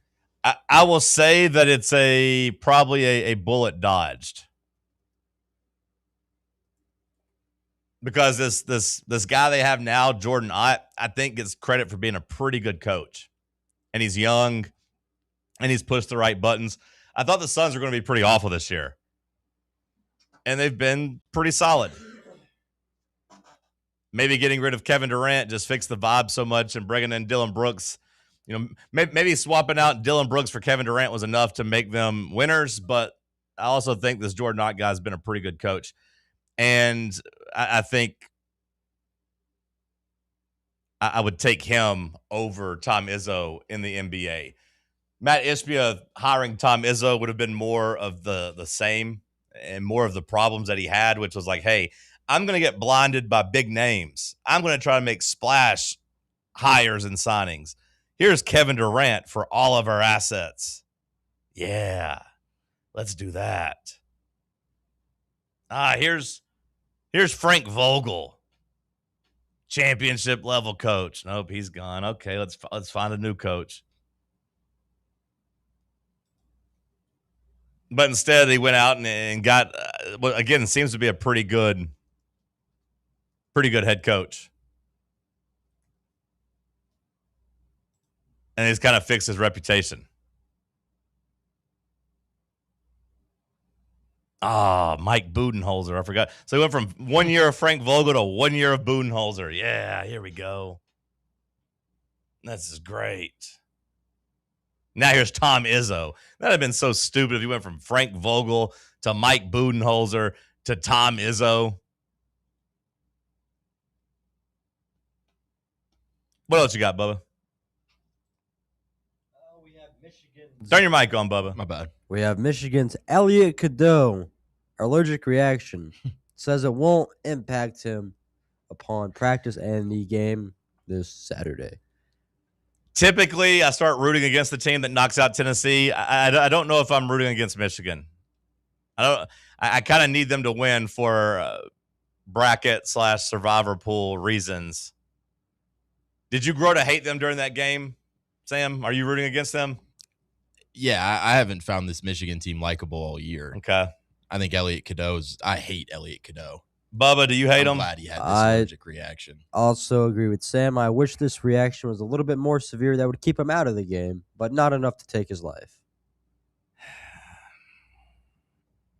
Yeah, see, I'm in a spot where I can't use Arizona in my survivor pool. I'm down to the end. I can't use them, so I need Michigan to win. I don't find like anybody on this Michigan team likable. Cadeau sucks. Ade Mara just is like another Zach Edey. The Yaxel Lindenberg kid tries to be like, oh, I'm so disrespected. Yep. You put a younger kid on me. Hey, newsflash, dude, you're 24 years old playing college basketball. There's nobody else older than you to guard you. I will say I find Yaxelberg to be very annoying. And his whole shtick during the tournament has really rubbed me the wrong way.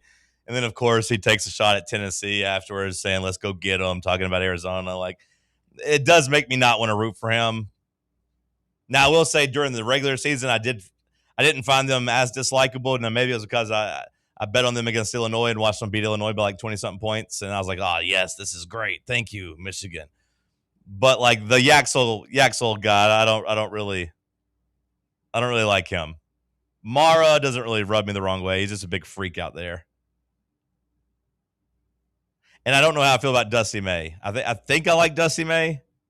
Or I don't think I dislike Dusty May. Maybe is how I should phrase that. Arizona, I mean, you got Tommy Lloyd there. Do we think North Carolina's hiring him? They better. I mean, either that or they're going to try to go out and hire Billy Donovan, right? Like, it seems like North Carolina's like, hey, Tommy Lloyd after they get eliminated, or Billy Donovan once the NBA season ends. Poor Tommy Lloyd just keeps getting asked all these questions, and he keeps trying to deflect. And maybe he's telling the truth. Or maybe he's just lying, trying to deflect, and nobody believes him. Everyone's like, yeah, we'll see you in Chapel Hill next year, buddy. It'd be pretty hard for him to go, like, win a title at Arizona and then be like, you know what? Like, let's go take this North Carolina job. What was the time turnaround? Okay, never mind. They lost that championship game. Okay, never mind. I was going to say with Roy Williams in North Carolina, whenever he left Kansas to go to North Carolina, but they lost that championship game to Syracuse. And then did he leave basically right after that? I believe that's how it went, right? I think he left. Sounds right, yeah. Yeah, it was there. It was there in 04 and then won the title in 05. Is that right? It would be tough. I think if you win the title, if you're Tommy Lloyd, you got to stay. Kind of feel like you should probably stay anyways, but I don't know. Anything else you need to get to, Bubba? Howie Mandel kind of struggles with apologizing to Kelly Ripa after a weird interaction because her husband said that he looks great for 70, and then he kind of took offense to that, and he's like, I don't think a comedian should ever apologize for a joke. So wait, how old is Kelly Ripa's husband? Is he 70? Is he... he's sick, apparently. I don't know. That headline does nothing for me. Although, like, Howie Mandel, like, I get that you shouldn't apologize for a joke or whatever, but, like, you're not, like, an edgy comedian, are you? Is Howie Mandel edgy? Does he have, like, a whole secret,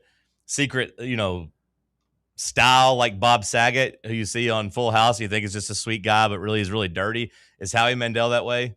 Where I see him on Deal or No Deal, and I'm like, well, this guy's so nice, but really he's just a big jerk. But also, this guy's sick. Like, I don't think he's actually 70. I think he's just sick. We've got some NFL news. Give it to me after the break. We'll talk some NFL because there was a pretty big article and a conversation getting extended for like the third year in a row. We'll dive into some NFL, some football talk. Stick with us. The flagship station for Tennessee fans. This is Fan Run Radio. White Claw is taking hard seltzer to new heights with White Claw Surge. At 8% alcohol, White Claw Surge is a stronger wave of refreshment that doesn't compromise on taste. Available in 4 bold waves of flavor like ripe blackberry, citrusy blood orange, zesty natural lime, and tart cranberry. Check out your favorite retailer in-store and online for the White Claw Surge Variety 12-pack and 16-ounce single-serve cans. White Claw Surge. Please drink responsibly. In a world filled with deadlines and screens, sometimes we forget the simple joys of life, days filled with special moments. At Inward Half, we understand the essence of these moments. Feel the difference between our breathable fabrics and flexible apparel as you disconnect from the hustle and bustle and reconnect with what truly matters. Inward Half, simple luxury for on and off the course. Smoky Mountain Brewery is the place to be for game day. From the moment you walk in, it's wall-to-wall big screens, making Smoky Mountain Brewery the perfect place to watch the Vols or your favorite team in action. With locations in Turkey Creek, Maryville, Pigeon Forge, and Gatlinburg, you're never far away from a great time at Smoky Mountain Brewery. Try one of their world-famous microbrews like Black Bear Ale, Mountain Light, or Cherokee Ale. Juicy burgers, wings that bring the heat, and delicious handmade pizzas made with hand-tossed crust from the freshest ingredients and their own special sauce from a secret recipe, topped off with hand-grated cheese and farm-fresh toppings. And don't forget, those famous microbrews are also available in kegs for your next party or in 6-packs and growlers to go. So grab your crew and head to Smoky Mountain Brewery and tell them Fan Run Radio sent you. Smoky Mountain Brewery. Eat local, eat good. Welcome to Axle Logistics, where excellence isn't just a goal, it's an energy. As a leading third-party logistics company, Axle is powered by an award-winning culture built on a work-hard, play-hard mentality. Here, the drive for success is contagious and hard work never goes unnoticed. Whether you're just starting out or looking to level up, Axle Logistics is the place to launch your career. Join us and take your ambition to the stars. To learn more, visit axlelogistics.com. At Knoxville Insurance Group, they understand the challenges many consumers face when searching for insurance coverage. That's why whether it's for you, your family, or your business, they create a coverage plan specifically for your unique needs. Knoxville Insurance Group is an independent firm, which means they aren't beholden to just one insurance company. They search multiple companies acting as your negotiator to find you the best possible policy and price. Start a quote in minutes at KnoxvilleInsuranceGroup.com or call them today at 865-694-9788. Vol fans, reimagine your home at Broadway Carpets and Flooring for any remodeling or building needs. With a variety of carpets, rugs, hardwood, vinyl, and stone, Broadway has all the flooring and installation options you're looking for, including pet-resistant products like Pet Perfect Carpet from Shaw Floors. Visit their showroom in downtown Knoxville or the location in West Knoxville located on Kingston Pike near Pellissippi Parkway today.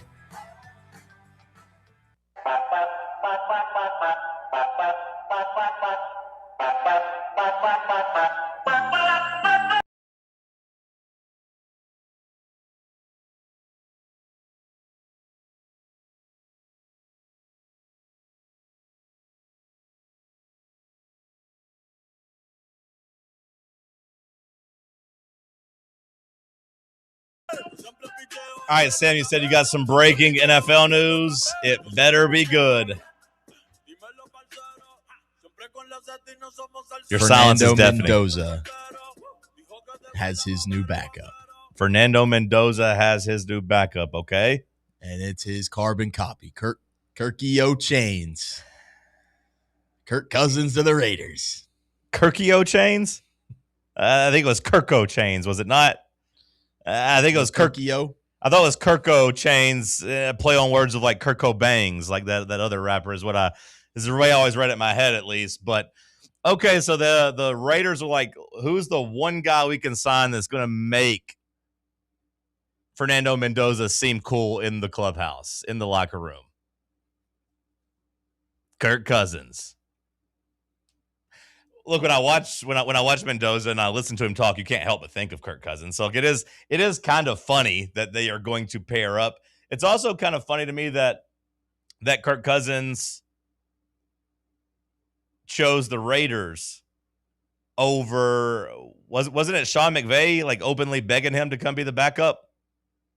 Was it Shanahan? One of those two was basically begging Kirk Cousins last week in an interview to come be their backup. One of those NFC West guys. And instead he chose to go to the Raiders. Do you think Kirk Cousins starts at the beginning of the season? He might. Yeah, maybe this is why he picked them, is that he could actually get to start 3 or 4 games. If I'm the Raiders, I'm very cautious with Mendoza. He seems like the type of kid that would be on board with that too. Knowing that he's kind of that Kirk Cousins archetype. He's not going to necessarily, he's good enough with his arm, but like he's going to kind of beat you shoulders up in his NFL career, just kind of beating you with his preparation, being able to just dive into the playbook, know what the defense is kind of throwing at you type of thing. So yeah, maybe it's just learn under him for a couple weeks type of thing. And once Kirk Cousins starts looking really old or Mendoza just kind of gets that offense kind of grasped, it's just kind of his show from there. Although they spend a lot of money in free agency, and for now they got Max Crosby back, like they're going to have an expensive roster. Maybe they're trying to win this year. Maybe they are focused on trying to actually be an impact franchise in Vegas and to go out and win games. Now, I don't know if Mendoza day one gives them a better chance to win than Kirk Cousins or not, but like maybe their plan is to try to put a competitive product on the field. Now, I think it should be simply all about protecting their quarterback, both on the field with their offensive line, but also just with everything they do. pick a nice soft spot in the schedule to let him come in. Because if you're Vegas, I mean, that's the most important thing this year. Do you wish, Sam, from a Titans perspective, that Cam Ward would have been eased in? Because he was clearly better in the second half of the season than he was the first half of the season. And I do think the first half of the season, and maybe it doesn't ultimately matter, but I do think the first half of the season clouded a lot of people's judgment of Cam Ward. No, I don't care, because that means Brian Callahan would have been employed for longer. Okay. And I saw the graphic yesterday on some ESPN segment. I mean, Cam Ward had the best touchdown to interception ratio in the league over the last 10 weeks of the year. Well, yeah. That's what I mean. Like, if you just remove the first 8 or 9 weeks of the season, though, Cam Ward, hell, maybe if he just starts week 10, he wins Rookie of the Year, and maybe he is thought of as this, like, really, really new, shiny piece that's going to be, like, you know, like a mainstay in the league. So what? Like Shuck over there in New Orleans? Yeah, I mean, like, yeah, but that guy got more love than Cam Ward did. Yeah. I mean, I don't know. Maybe just for, like, perception-wise, but everything that, like, you hear about Cam Ward just being, like, mentally tough and, like, knowing that it's going to kind of take some growing pains and stuff. Yeah. I do think at some point it's valuable just to kind of learn through some of those mistakes instead of just, like, trying to learn from the sideline. You know, that's definitely the flip side, is, like, if he didn't start those games and get beat up, maybe he doesn't improve as much throughout the season. Because I think you clearly saw, like, early in the season, sitting there in the pocket maybe for a little bit too long, like not kind of scrambling and getting loose, thinking that he can kind of sit back there like he did at Miami, maybe forcing some throws or just some different angles. Like, you just kind of got to learn that speed of the NFL game and how guys are able to kind of close on you faster and stuff like that. I just think that's stuff you have to learn in game. I just wonder if his body is like, hey, actually, I wish we wouldn't have gotten hit so much. I wish I didn't get sacked 40 times. Yeah, like, and I know the shoulder injury was at the end of the year and kind of a fluke play running, but, like, it could also be from just being beat up the 3 months prior. And it's not like the Titans won any games. It's not like they were competitive. From a fan standpoint, it didn't lead to, like, necessarily more tickets bought, because we were still pretty far down the list in terms of attendance this year in Nashville. But I will say, from a fan standpoint, it made the games more interesting early in the season to watch on TV, at least.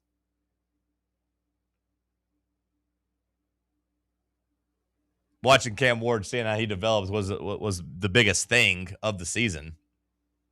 But all in all, maybe it's a God bless the broken road type of situation, but, like, now here we are with Cam Ward heading into year 2, and I feel pretty good about where we're at. Whether I would have felt better or worse had they not let him play at the beginning of the year, I don't know. But I do think he clearly showed improvements the back half of the year that gives you reasons to be excited. We'll see what they do with Mendoza, but it's perfect that Kirk Cousins and him are going to share that room together. That third quarterback is going to feel so awkward. Call Nathan Peterman. Call Josh Dobbs. You can't call Hendon Hooker for now, because the Titans giving Hendon Hooker a life raft to try to get him back in the league. Now we'll see. I mean, like, he's going to have to go into the training camp and go through the preseason, and who knows if he makes it. But it was a nice little olive branch to all the Tennessee fans always crying about how the Titans never take care of the Vols. It was nice to see them take care of Hendon Hooker. Yeah, I wonder if all the sour Tennessee fans that put their stake in the ground saying, "Oh, I'll never watch Titans football again after you did draft Hendon Hooker," they're back. Maybe the timing could be great. Like, it'd be great timing if they found a trade partner for Will Levis shortly after. That way it could look like Hendon ran Will Levis off the roster. That would be a nice little bonus. But shout out to Hendon Hooker. Going to get a shot in Tennessee to make a roster and kind of keep that NFL dream alive. But yesterday in the NFL, I talked about a big story. I feel like it's the third straight offseason we've had this discussion, but there was another tell-all for Jalen Hurts and the Philadelphia Eagles, where this time it seems like pretty much everyone in the Eagles organization is fed up with Jalen Hurts, it seems like. They said they had 10 anonymous sources willing to talk about this. What did you make of the Jalen Hurts Philadelphia Eagles article? I was smiling when I was reading it. I'm not a big Jalen Hurts fan. Seems like a good guy. Don't really like him as a quarterback. Don't think he's all that talented. I think this article is kind of, it's obviously pretty telling on where some people in that organization kind of stand with him. And you hear that, there's been multiple offensive minds that have tried to implement different things into that offense. And Jalen Hurts just goes, no, I don't really want to do that. And you've kind of seen that offense become a little bit more one-dimensional and not being able to be very creative. No, their offense is putrid. Yeah. And any smart football mind has pointed it out. Like, if they're in shotgun, they do this. If they're under center, they do this. It's pretty much that simple. And, in the article, they talk about, the playoffs on the line against the 49ers and Jalen Hurts overruling, a discussion about plays and say, hey, let's run 4 verts, which is the play they had just ran the play before. And it didn't work. I am a little surprised that we're having this discussion. I really thought once he won the Super Bowl and won Super Bowl MVP that he would at least kind of put this to bed, but it seems louder than ever. It's almost like they all kind of recognize that they won that Super Bowl in spite of him. Now, I know he played awesome in that one game, but that season, that run, whatever, they're saying, nope, that was Saquon Barkley, that was A.J. Brown, that was a really, really elite defense, led with a really elite defensive line, an offensive line that could handle everything. We won in spite of you, quarterback. It just seems crazy that we're still talking about this in 2026. Well, and I just remember, too, even back when that offensive line was firing on all cylinders and you had Jason Kelce running the show, I remember a couple things coming out of Hurts switching play calls at the line, and that was mentioned in that article that he does that a little bit too much. And I remember Jason Kelce would be like, dude, what the heck are you? They would argue in the middle of a play, basically being like, no, just keep it the same thing. We're running right here. It's going to work. And Hurts is trying to override that. Do we know why Hurts is doing that? Do we know what Hurts' mindset is? Because I'm very interested in his mentality. Does he just want to be like a cerebral Tom Brady, thinks he knows better? Is he unsure of himself and of his is he unsure of being able to make throws? Because in the article, they also talked about how he just doesn't ever let it rip against zone coverage. That's what I think. He's terrified of zone coverage. Is he just so rabbit ears to any criticism he gets that he just doesn't want to mess up? What is it? Because, yeah, this paragraph here they wrote about him, it's crushing. These are all things you don't want to say about your quarterback, even one of them. And they say all these things. This is me reading. He has pushed back on changes that would diversify the scheme, including when it comes to him going under center more. He has shown a reluctance to let it rip at times, especially against zone coverage.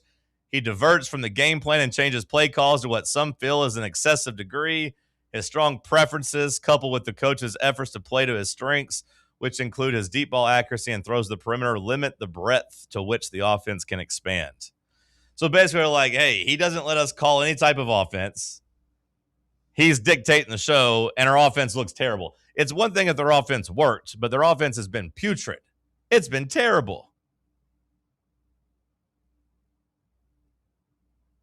Now they went out and hired an offensive coordinator, though. They went and got somebody that they hope is going to try to kind of revolutionize. They call this new offensive coordinator, Sean Mannion, as a Sean McVay, Kyle Shanahan type. More motion, more play action. Because you would think if there was one quarterback and one team that would benefit from play action, over the last couple of years, it would have been the Eagles, who run the ball just as good as anybody in the league. They should be thriving on play action. Meanwhile, Jalen Hurts is just nah, don't want to do it. I'm good in shotgun, folks. I'm all right. It's completely crazy that, this time last year, we'd have been talking about him being, okay, now he's stamped, he's solidified, franchise quarterback. Hell, some people had him as top 5 quarterbacks, going into the season last year. Just off the top of your head, Sam, what number feels appropriate for him right now? Because I got to say, after reading this article, he damn sure ain't top 5, and it'd be more like top 20, if anything. Yeah. Yeah. That's kind of what number came into mind, just the run-of-the-mill average quarterback in the league. And they're paying him like a top quarterback. Sirianni has compared Hurts's leadership style to basketball legend Michael Jordan. His agent has likened his obsessive work ethic to that of former Los Angeles Lakers great Kobe Bryant. The thing about Michael Jordan and Kobe Bryant is that for a lot of their career, their teammates didn't really like them. Like, it's crazy to me, and I don't know if it was necessarily even after death or if it's just like us wanting to go back to the old days, but the praising of Kobe Bryant as like a teammate and leader is just kind of crazy to me as someone who was there for it. Bubba, Sam, you guys have grown up thinking of Kobe Bryant as the ultimate team leader, like as the ultimate winner and teammate that's going to drag his teammates to success.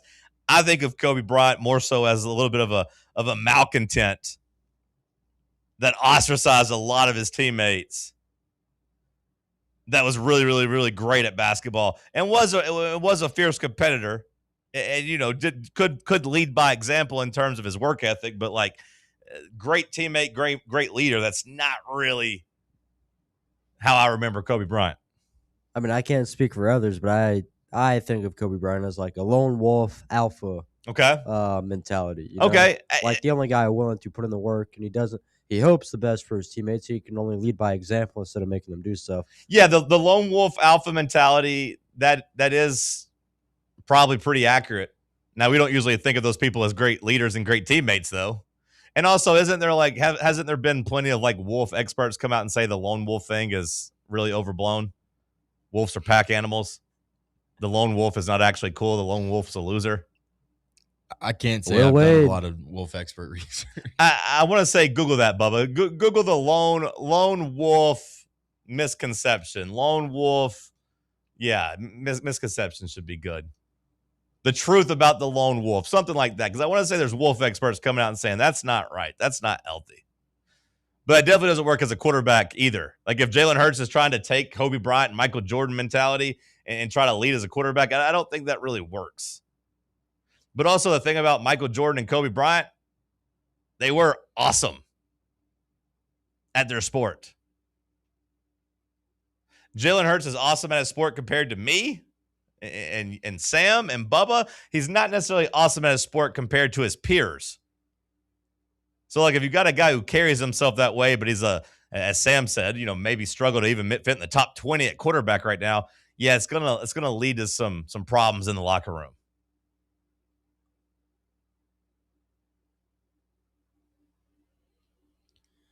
It kind of makes sense to me now why they just have kept Sirianni around. It's like, hey, Sirianni might actually be a really good coach. All the problems that we kind of look at that we maybe blame him for, maybe it's not his fault. Maybe Sirianni's hands are tied because Jalen Hurts just wins enough games where you can't bench him. But, like, you also have to just, completely dumb down everything you do for him. So, according to the wolfcenter.org. That sounds like an expert. The Wolf Education and Research Center. Wolves are better off in pack or family styles. The lone wolf is often considered for a transitional period until they reach another type of pack. So basically, they get kicked out of one pack, and then they have to hang out until they find a new one? Yeah, whether it be for mate reasons or just until they find the right fit. So basically, the wolf that gets kicked out has been bullied out. He's not really an alpha at all. No. He's kind of, sad and depressed. Yeah. Everybody else is having fun inside. Yeah, the pack kicked him out and said, you can't breed our women. You got to go. You can't lead this pack. You're a loser. Yep. So don't ever compare yourself to the lone wolf, Bubba. You don't want to be that guy. The strength of the wolf is the pack. Okay? It's important to remember that. A wolf is only as strong as the things he surrounds himself with, okay? Keep that in mind, because you got a little Jalen Hurts in you. I can see it. You don't want to be the lone wolf, Bubba. You need a good pack. Wolfcenter.org agrees. So, yeah, we'll see what happens. But, like, another one of these articles written, it feels as if Philadelphia is just waiting for one season where they miss the playoffs. One season where they just don't, where everything just doesn't go their way and the defense doesn't carry them to, like, 13 wins. Because you can't really replace a quarterback whenever he's won at the level that Jalen Hurts has. But at the same time, if you're them, you probably think, man, we shouldn't be losing in the first round of the playoffs at home with as good as the rest of our team is. You could argue they maybe have the best duo of receivers. No, I don't think they're number one per se, but like you could say they're like top 3, top 4 in Devonta Smith and A.J. Brown. Yet sometimes whenever they play, it looks like they can't complete a pass. But with that being said, 14-3, 11-6, 14-3, 11-6, 2 trips to the Super Bowl, one of those championships. It's hard to get rid of Jalen Hurts when that's the case. Give Tanner McKee a shot. I think it'd be interesting if they – I don't know if anybody would trade for Jalen Hurts, but I think it'd be interesting if they drafted a quarterback this year. They leak this article, 10 people go on, 10 people talk about how terrible he is, and then you go out and draft a guy. Ty Simpson to Philly. We thought it was the other Pennsylvania team, but no, it's the Eagles. Instead of trading A.J. Brown, which, more, go ahead and prepare yourself for that, Sam. More people just saying, like, I was listening to Todd McShay talk draft, and he said that, like, according to people in his circles and the league and everything, that, like, everybody has already accepted, like, A.J. Brown's a Patriot once June 1st rolls around. That kind of sucks. But if you're A.J. Brown, you probably want to get away from Jalen Hurts. There's a little NFL talk. Stick with us. It's Talk Sports on Fan Run Radio. Can't get enough Fan Run Radio? Download the free Fan Run app and take the best Tennessee sports conversations with you wherever you go. Fan Run Radio, where Big Orange Country comes to talk sports. Start your morning off with your daily dose of Talk Sports with John Reed and Cody McClure from 8 to 11. Then it's Tony Basilio from 11 to 1. The Playbook with William Pattison from 1 to 3. And The Drive from 3 to 6. It's 10 hours of hard-hitting local sports radio every day, right here on the flagship station for Tennessee fans. This is Fan Run Radio, Knoxville. What kind of day is it? It's a White Claw day. Grab a pack, grab your friends. Everything else in life can wait. Your friends shouldn't. Let's go. White Claw. Grab life by the claw. Please drink responsibly. Hard seltzer with flavors. White Claw Seltzer Works, Chicago, Illinois. Welcome to Axle Logistics, where excellence isn't just a goal, it's an energy. As a leading third-party logistics company, Axle is powered by an award-winning culture built on a work hard, play hard mentality. Here, the drive for success is contagious and hard work never goes unnoticed. Whether you're just starting out or looking to level up, Axle Logistics is the place to launch your career. Join us and take your ambition to the stars. To learn more, visit axlelogistics.com. What's up, Fan Run Nation? This is Evan Rogers with ECR Total Landscapes. I'm happy to announce that our free stump grinding promotion for Fan Run Radio listeners is now extended to March 31st, 2026. If you've got trees in your yard that need to come down before they fall on your home, don't risk it. Call ECR Total Landscapes and mention you heard our ad on Fan Run Radio, and we'll get rid of that problem tree for you and grind those stumps for free. Call us at 865-384-2012 or check us out online at ecrtotallandscapes.com. The best athletes don't just play the game, they change it. When it comes to investing, Gainbridge is doing the same. Their online platform does things differently because it's designed to put you in charge of growing your own savings. It's intuitive, it's easy, and best of all, it's on your terms. No wonder Gainbridge has earned the trust of 40% repeat customers. It's a better way to invest because it's investing your way. Get started today at Gainbridge.io. Running a business, coaching a team, planning your next big event, you need more than just gear. You need SM Athletics and Logo Solutions. Custom uniforms, branded apparel, promotional products, done right, done fast, and built to show off your brand with pride. From local businesses to high schools to major universities, SM Athletics is trusted by winners. Get real service, get real quality, get noticed. SM Athletics and Logo Solutions, where your brand comes to life. Visit smathletics.com and let's build something great together. God knows.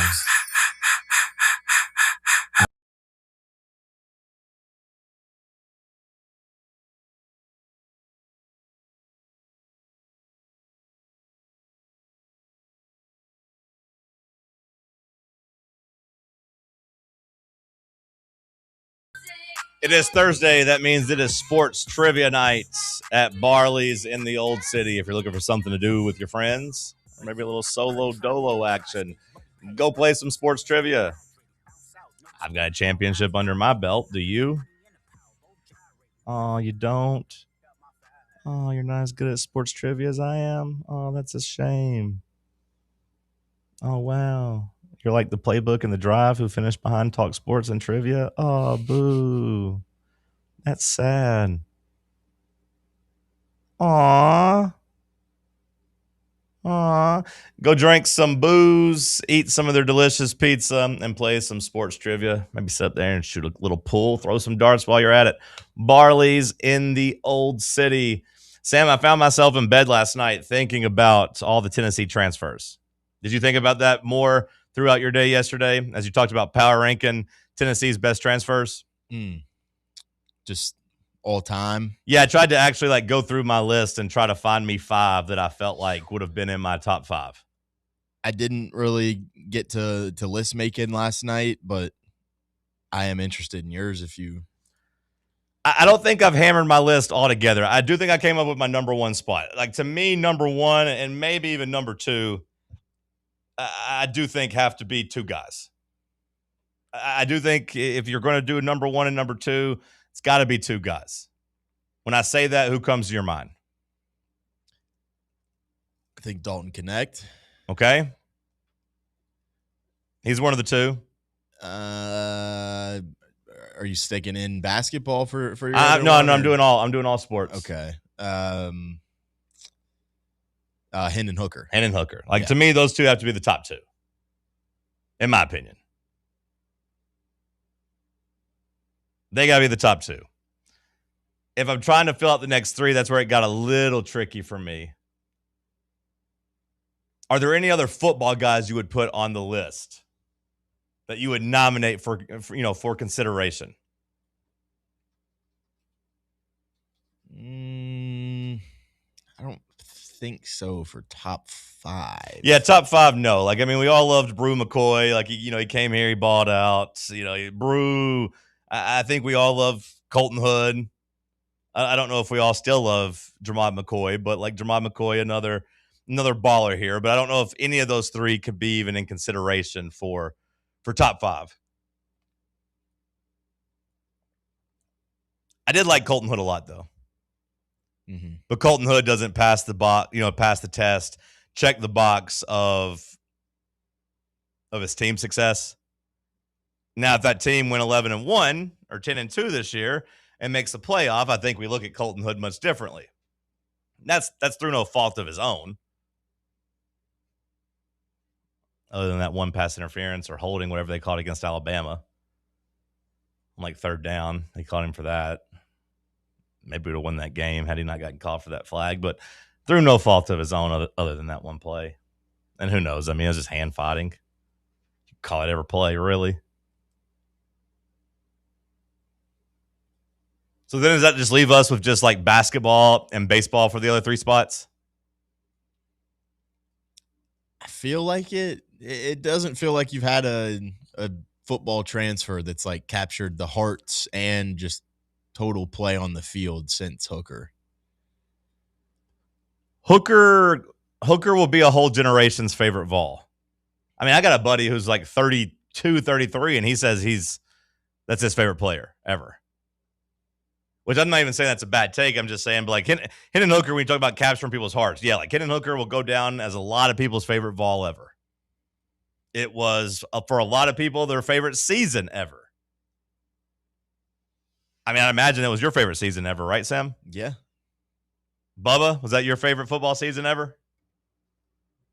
2022? No. No? No. What was your favorite football season ever?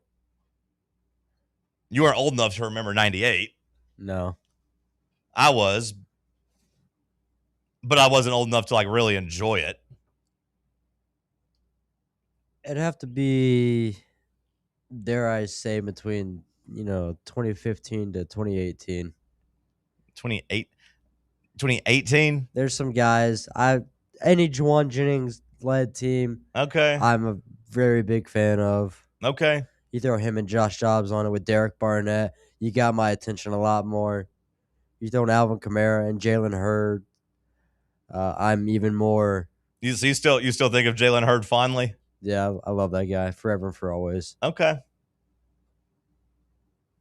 I don't know how I feel about Jalen Hurd. The first thing I think of when I think of Jalen Hurd is him getting knocked out at the goal line against Georgia. I also think about that fumble too. The second thing I think of with Jalen Hurd is just like him quitting. Yep. I know there's a lot of good moments, sprinkled in between those, but the third thing you think of is him being on path to break records.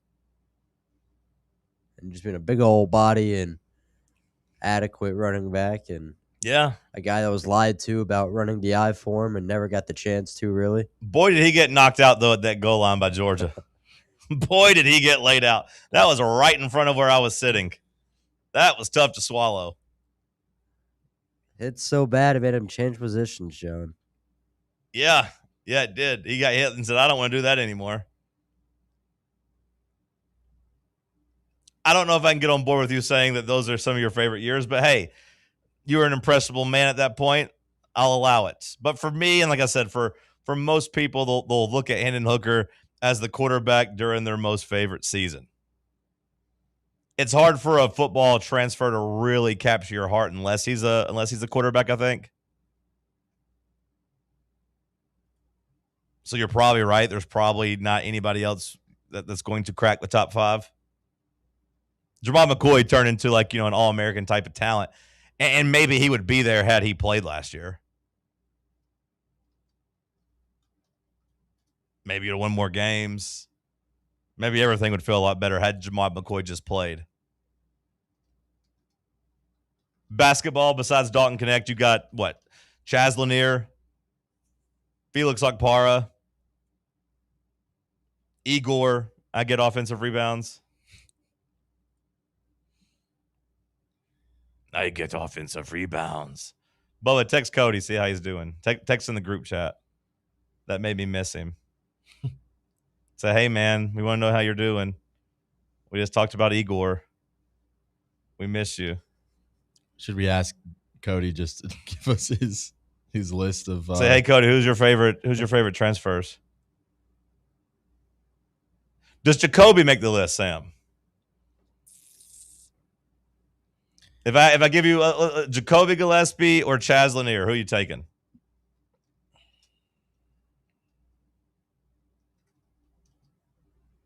That's tough. It is tough. Chaz Lanier doesn't tug, at least to me, he doesn't tug on the heartstrings the same amount as a Tennessee guy, even though I know he's a Tennessee guy. Mm-hmm. He doesn't tug on the same heartstrings, though, because he's not like an East Tennessee guy.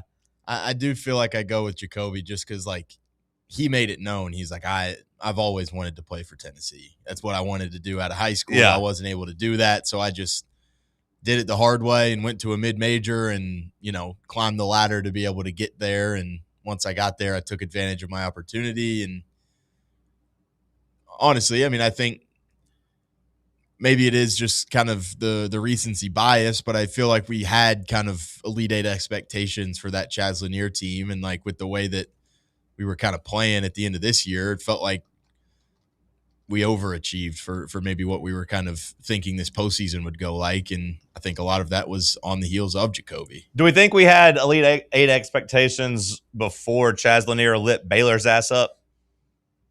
Because I don't know if I remember having those expectations before the season. But you're 100% right. Gillespie gets to leave on a high note of over exceeding.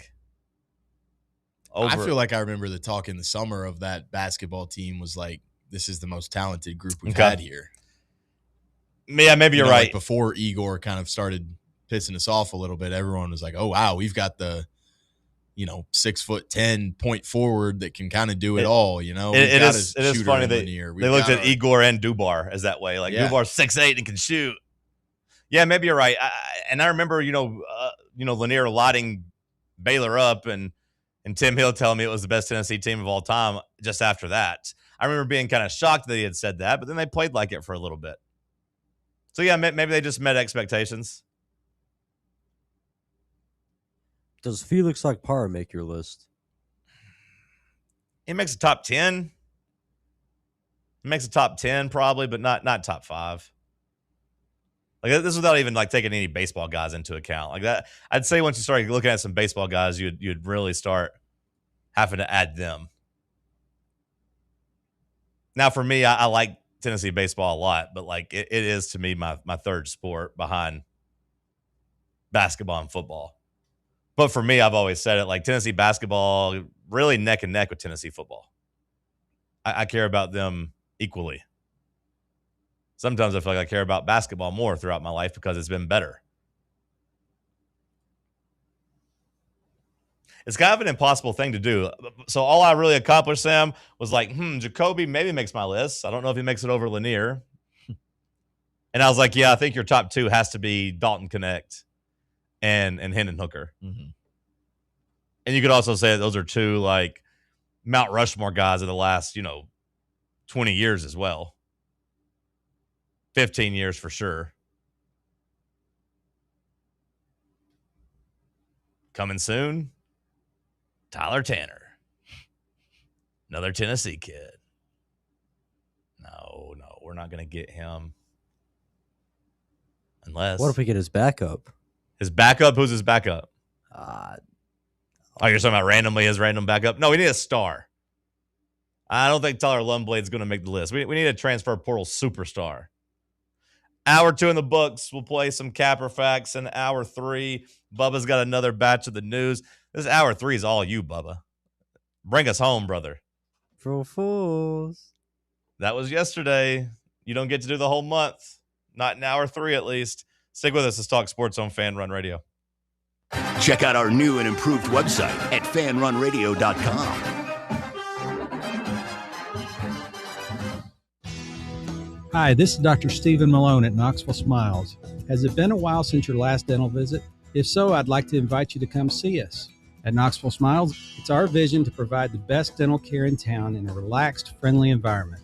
So if it's been a while and you've been putting it off, don't wait any longer. Come see us at Knoxville Smiles. You can schedule an appointment online at knoxvillesmiles.com or by phone at 865-539-1776.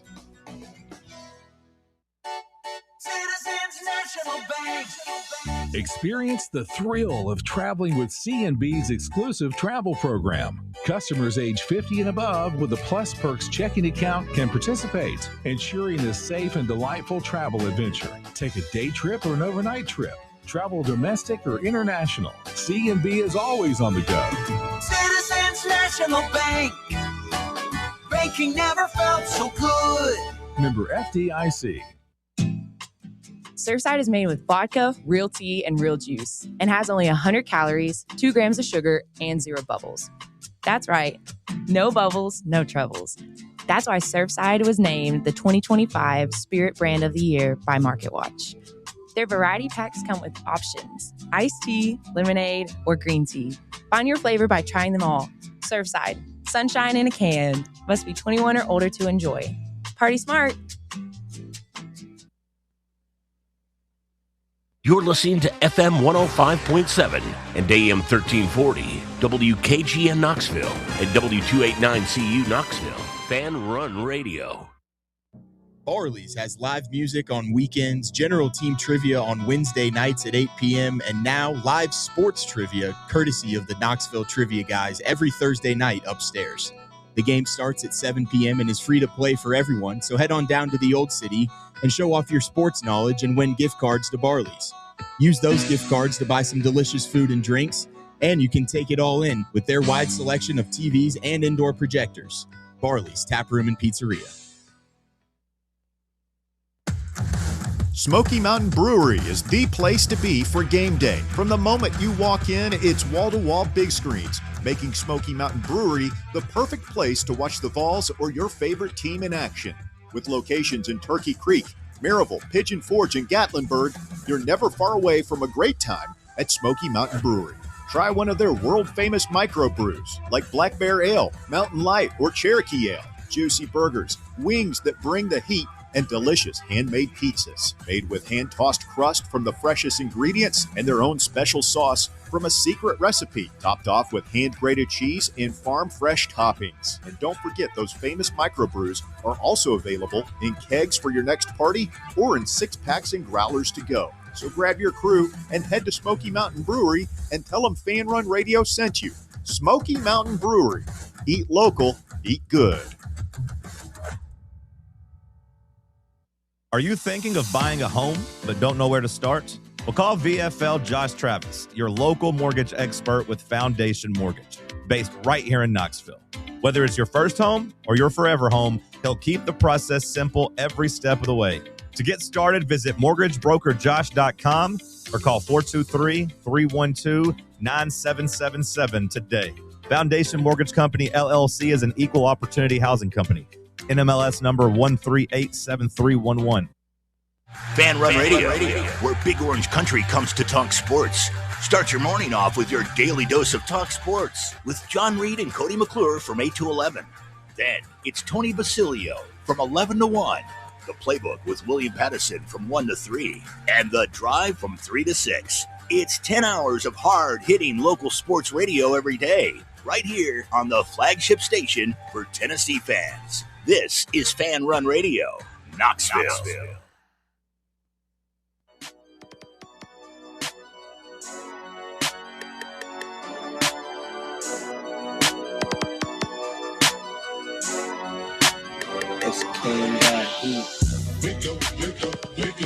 Talk sports. Talk sports. Talk sports. Talk sports. Talk sports from 7 to 10. Ay. Overrated, underrated, a Wednesday. Fan Run Radio, Talk Sports, said not in my house. I ain't talking to Kim, babe. John and Cody out here asking where the ops at. Tennessee Volunteers here for combat. It's the Cherokee Ghost, John Reed and Cody doing everything we can to bring Rocky Top back. Talk Sports from 7 to 10. Hour number 3 kicking off here in the White Claw Hard Seltzer Studios. Shout out to David, who over on Twitter. How about this? This is a compliment we haven't gotten in a while. Started listening to Talk Sports with John Reed and Sam Beard and the boys the last couple weeks. Definitely my new favorite morning drive show. Let's go, David. I asked him, have you gotten any episodes with Cody? Because it is a little bit of a different show with Cody. It would be kind of sad if David loves us and then Cody comes back and is like, oh, none of this nonsense. Our sports to comedy stuff, you know, the scales completely switch. Mm-hmm. When Cody's not here and it's just me, you, and Bubba, there's still some comedy, but like it is a lot of sports stuff. We don't have time for any of the hijinks. So it'd be kind of funny if he really loved this version of the show and then Cody gets back and he hates it. Half of today's show, if Cody was here, would have been about Trump's address to the country last night. And I didn't watch a second of it. I didn't either. I feel like we'd have talked a lot about that woman's husband, too, that got exposed in the New York Post a couple of days ago. Did you see that? Kristi Noem. Yeah. Oh, the guy that was with like the dressing. balloons. Yeah, we would have heard about that. He likes wearing big fake breasts. Uh-huh. I think we'd have heard a lot about that. That didn't even make Bubba's headlines or what we missed. I try to be careful around political nature. Yeah, no, that's fine. I'm not judging you. I'm just saying we definitely would have covered it. So, David, if you haven't listened to any episodes with Cody, don't lock us in just yet. You might hate us in a couple of days, but it is nice to see people saying they just found the show. Yeah, it is nice that people are still discovering us. That makes me feel good. That is true. Sometimes it kind of just feels like you either just have the people that have listened to you before, or people are just like, I don't really like this show. I'm going to listen to something else. And, you know. Or at least like everyone's got opinions, obviously. Yeah, or at least like you knew about the show, but yeah, you just didn't really decide to listen to it. And maybe you eventually put it on. Like, oh, I've known John. I don't really care for him too much, but I put it on one day and it was all right.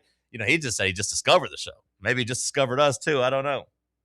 That's cool. I know on YouTube we might find some new people like in the algorithm there. Which I got some people in Chicago, multiple people coming up tell me they love the show, which was cool. Nice. People saying they love the show, hang out in the YouTube chat, and wanted to make the trip and support the boys with me. And I was like, hell yeah, let's go. So it is still cool to get that out in public. Shout out to Freaks. Makes you feel good. But yeah, just discovered the show. All right, shout out to him. All right, Bub, what you got for the news this hour? The NFL has a new theory to help explain the resurgence of player concussions last season. Okay. And it's not really the Guardian cap, but the face mask. They're saying the face masks are too hard? They found that 44% of in-game concussions were related to face mask impacts, up from 29% a decade ago.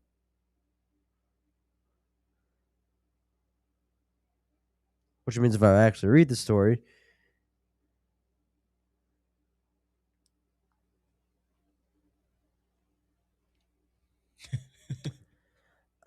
there's the story, John. I gotta say, Bubba, there's so many words here. I gotta say, you doing the news has been a big win for Cody McClure. All right, and just like that, my time with the news has come to an end. All right, Sam Beard or John Reed, you're up next. You got to be able to take criticism if you're going to be the newsman. But I will say, you doing the news has made me more appreciative of Cody. It looks like my time has come to an end. You still got another 10 minutes. Let's go. Well,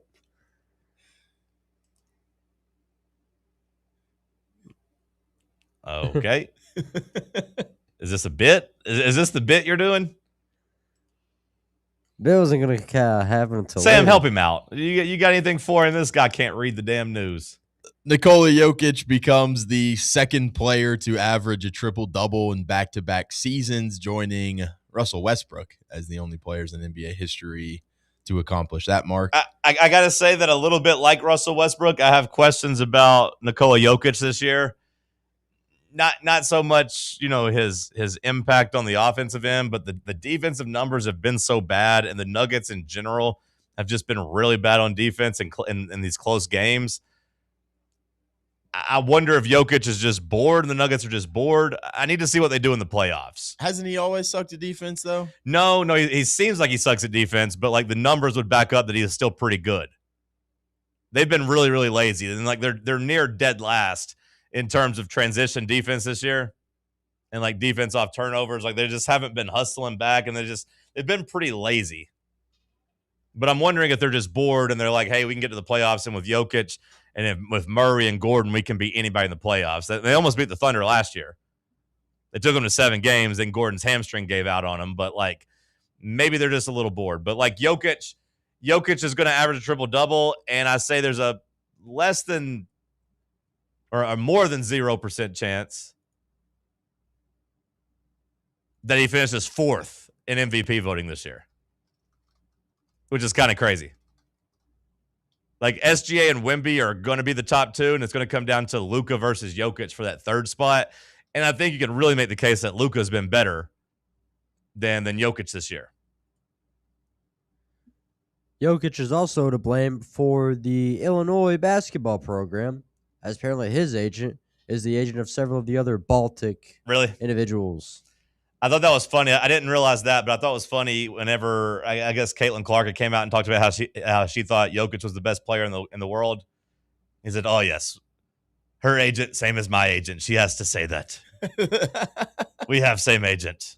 That's why she say that." I love Jokic. Yeah, I love watching him play. I mean, like, I feel like they don't have enough help around him on that team. They've been banged up. I think they have enough help. I just think they've been banged up. Like him, Murray, and Aaron Gordon, as good of a threesome in the league. Cam Johnson's been a little bit of a bust, but they kind of tried to save money by getting him instead of Michael Porter Jr. Like that was a downgrade that I think a lot of people thought was going to be an upgrade. But Michael Porter Jr. is better at basketball than Cam Johnson. But Cam Johnson was a lot cheaper. We'll see when the playoffs come and the rotation shorten. Like I do think they got 8 good enough guys, Sam, to where they can beat anybody in a playoff series. Like once you reduce the rotation. that's kind of what I was talking about with him. I want to see what they look like in the playoffs because I'm still giving them the benefit of the doubt, and I still think they're going to be really, really tough in the playoffs. But all season long, they've been telling us that they're not quite on that level as the other great teams. Kansas head coach Bill Self returning to the Jayhawks for his 24th season. His future was a bit up in the air after their loss to St. John's in the second round of the tournament. He said he is putting off the retirement tour for at least one more season. I would imagine this probably might be is going to be his last season. Just seems like a guy that health-wise, where he's just at in his career coaching, pretty solid recruiting class coming in, still in the mix for the number one overall recruit in the class too. So I'd imagine it's maybe one last gasp, kind of like we were kind of hearing with Rick. I wonder if he wants the number one recruit in the class, or if he's just like, hey, I don't want to deal with the Darren Peterson type again. Just give me some dogs in the transfer portal. We got enough talent here. We'll be fine. I want a title with – who was their best player the year they won the title? It wasn't Frank Mason's year, was it? Who was their best player in 22? Christian Braun. Christian Braun, yeah. Or the I guess he Obaji. Ochai Obaji, yeah. So neither guys were like absolute studs, but just really good college players. Maybe he's like, hey, I don't need the number one player anymore. I wonder if this is like his swan song, though. Like if he took the couple weeks off and was like, you know what? I'm going to recharge the batteries. I'm going to give it one last crack. Load me up. Maybe Kansas did something similar for him as Tennessee is reportedly doing for Rick Barnes, where it's just like, hey, we're going to give you every asset we can. We're going to give you money. We're going to try to load you up. Let's go. And from Kansas' perspective, you'd rather have Bill Self back versus trying to make a hire right now while North Carolina is also making a hire. Add another one to the tally. Talasia Cooper to the transfer portal. Oh, really? Officially. When did that happen? Just a few minutes ago. Okay, I was going to say I hadn't seen that one yet. Not surprising, but apparently that leaves one player left on our roster. Blow it up. There ain't nothing left to blow up, brother. The Paulo twins left too yesterday. So, like, basically, take her money away. Give it to Rick. I fully believe in that. Let's field the worst team in the SEC this year. I know that it's, the people that love the Lady Vols don't want to hear that. There is no reviving this team in just 1 year. There is no point in giving any sort of significant amount of money to them. If you like Rick Barnes and Tennessee basketball, give the couple million that you're giving to them and go say, hey, Rick, I know that you're going to put this money to better use than whatever again with Kim Caldwell. And we're 100% past the point where she can get fired. Yeah. Like, it's done now, right? Like, there's no firing her. Because then you're just screwing your next coach in terms of transfer portal, and you have a roster that literally has nobody. Well, Duke's season just ended this last weekend. I thought maybe, there might have been a window where they kicked the tires on Kara. It's like, hey, if you'll come, we'll make this move right now. Which, by the way, we didn't talk about it, Sam, but it reminds me. People on the internet discovered that Will Wade bought a house in Baton Rouge in February. Yeah. So, like, I'm talking about how it just kind of came together and yada, yada, yada. He had bought a house to go back to Baton Rouge in February. It's like they've known that he was going back to LSU for weeks, damn near a month. So I'm talking about the job not being open didn't matter to him. Kara Lawson, I don't think would have the same type of greasiness to openly try to get somebody's job that is employed. But I hoped maybe they would do some back channels of like, hey, we'll make this move if you'll come home. But at this point, like you said, what's the point? The roster's completely gone.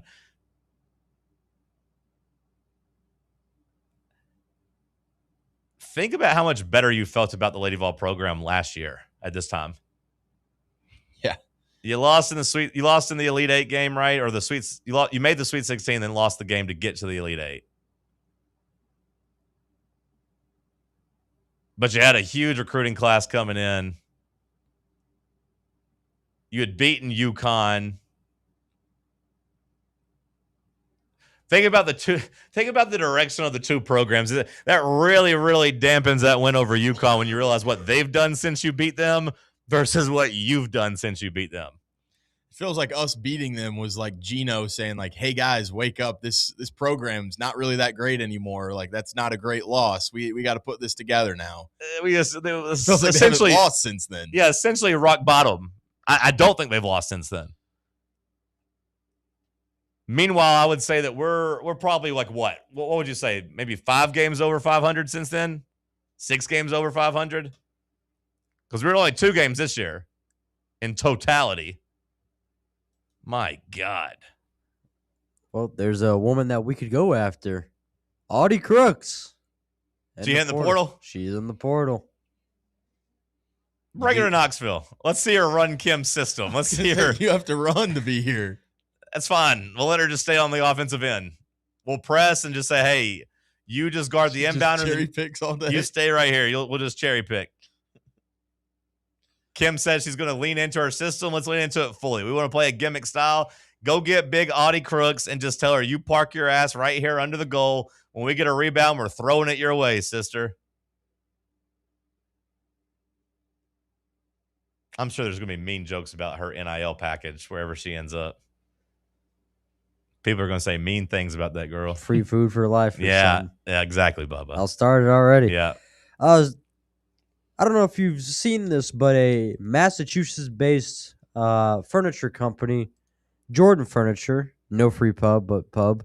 They're paying for it. Launched a promotion for if both UConn teams reached the title game, they would give a full refund to any purchases between January 20th and March 1st. So if you are one of the 8 people that bought furniture in that month span, congrats to you. I mean, I'm sure they have like a big insurance policy that's going to cover it. So like it's fine. But like it is kind of funny. They are 40 minutes away because, I mean, the women are getting there. The women will be in the championship. The men, they just gotta go out and beat Illinois. I'm a little surprised to see Illinois favored in that game.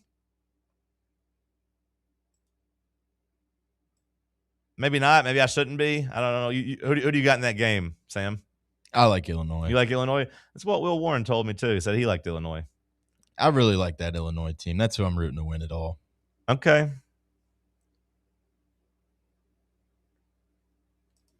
I'm not necessarily rooting. Well, I guess I am rooting against them because I might not pick UConn this week, but I don't have Illinois left in my survivor pool. So I got to figure out Michigan and UConn. That's all I got left. That was my goal. Now that I got here, I'm like, kind of wish I had Illinois instead. But also Dan Hurley, you know? He's not going to lose. He might lose. Maybe they're a team of destiny. 2 bangers of Final Four games, though, both, with point spreads hanging out at 1.5. So, I mean, like the two basically coin tosses. We got what we wanted in terms of good teams being left. Illinois at least has a little bit of a underdog Cinderella feeling, at least a little bit. And then three powerhouses. Nightmare scenario in the Artemis 2 mission. Faulty toilet. Oh, no. So how long are these people gone? I haven't looked into that. I feel like I saw some sort of tweet that said, like, it's a couple weeks, I think. Okay. That would be a nightmare for me, getting up there and not having I imagine that the astronauts are better trained than I am in terms of their stomachs being able to take it. But I got to be honest, I didn't watch any of that last night either. No, I just saw some stuff on my Twitter. I didn't watch any of the Trump speech, and I didn't watch any moon stuff. I was too busy watching the Atlanta Hawks beat down the Orlando Magic. I got to get my priorities in 10 line. 10 days. 10 days? Mission will last a total of 10 days. Travel about 5,000 miles from the moon's surface. Wait, they're going to do what to the moon's surface? They're going to travel to the moon, right? They're going to the moon's surface, right?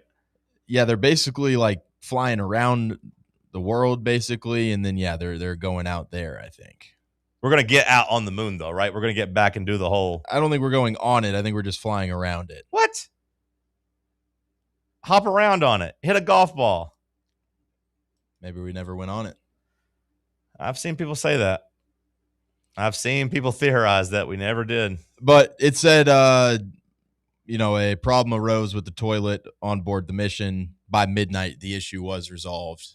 Somebody clogged it up. But apparently this is like revolutionary. The Apollo astronauts had to just use like waste collection bags.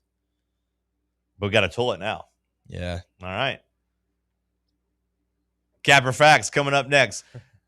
You guys need a tag team. You guys did a good job. Sam did a good job helping you out there with the news. Bubba was struggling, but that's what a partner's for. P-team, stand up. Hopefully the P-team up in space is okay. Clogged toilets.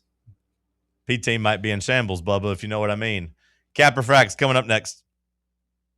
For the fans, by the fans, this is Fan Run Radio, Knoxville.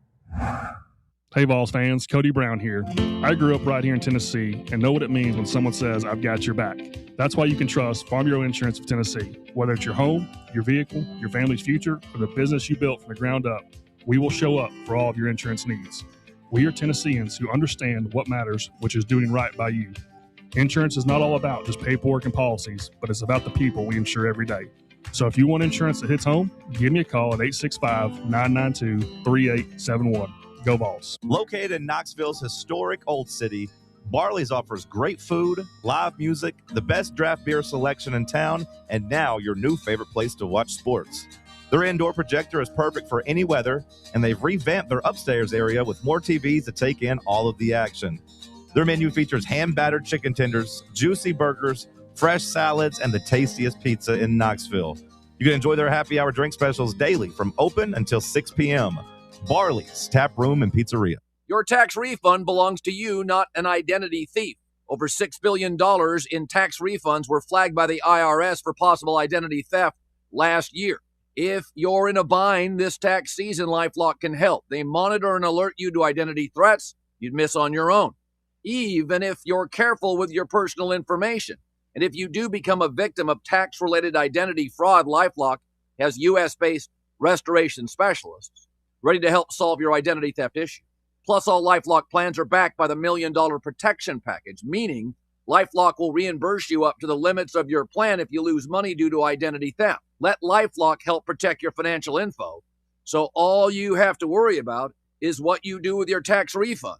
Go to LifeLock.com, save up to 25% off your first year. The promo code is HERD, promo code HERD, to save up to 25% off your first year. LifeLock.com. Identity theft protection starts here. Are you thinking of buying a home but don't know where to start? Well, call VFL Josh Travis, your local mortgage expert with Foundation Mortgage, based right here in Knoxville. Whether it's your first home or your forever home, he'll keep the process simple every step of the way. To get started, visit mortgagebrokerjosh.com or call 423-312-9777 today. Foundation Mortgage Company, LLC is an equal opportunity housing company. NMLS number 1387311. Welcome to Axle Logistics, where excellence isn't just a goal, it's an energy. As a leading third-party logistics company, Axle is powered by an award-winning culture built on a work hard, play hard mentality. Here, the drive for success is contagious and hard work never goes unnoticed. Whether you're just starting out or looking to level up, Axle Logistics is the place to launch your career. Join us and take your ambition to the stars. To learn more, visit axlelogistics.com. White Claw is taking hard seltzer to new heights with White Claw Surge. At 8% alcohol, White Claw Surge is a stronger wave of refreshment that doesn't compromise on taste. Available in 4 bold waves of flavor like ripe blackberry, citrusy blood orange, zesty natural lime, and tart cranberry. Check out your favorite retailer in-store and online for the White Claw Surge Variety 12-pack and 16-ounce single-serve cans. White Claw Surge. Please drink responsibly. Located in Knoxville's historic Old City, Barley's offers great food, live music, the best draft beer selection in town, and now your new favorite place to watch sports. Their indoor projector is perfect for any weather, and they've revamped their upstairs area with more TVs to take in all of the action. Their menu features hand-battered chicken tenders, juicy burgers, fresh salads, and the tastiest pizza in Knoxville. You can enjoy their happy hour drink specials daily from open until 6 p.m. Barley's Tap Room and Pizzeria. It's ugly, like look at you, it's a damn shame. Just remember all caps when you spell the man name. I want the truth. You can't handle the truth. Our country has failed us. Facts. I had one coach, and he used to say, "Put yourself in situations where you're not comfortable." Oh yeah, that's my favorite saying. That's my favorite saying. I watched the whole game. I seen the whole game. I was at home watching the game, and I said he was going to, before the game even started. When I said he was probably going to score 70 tonight.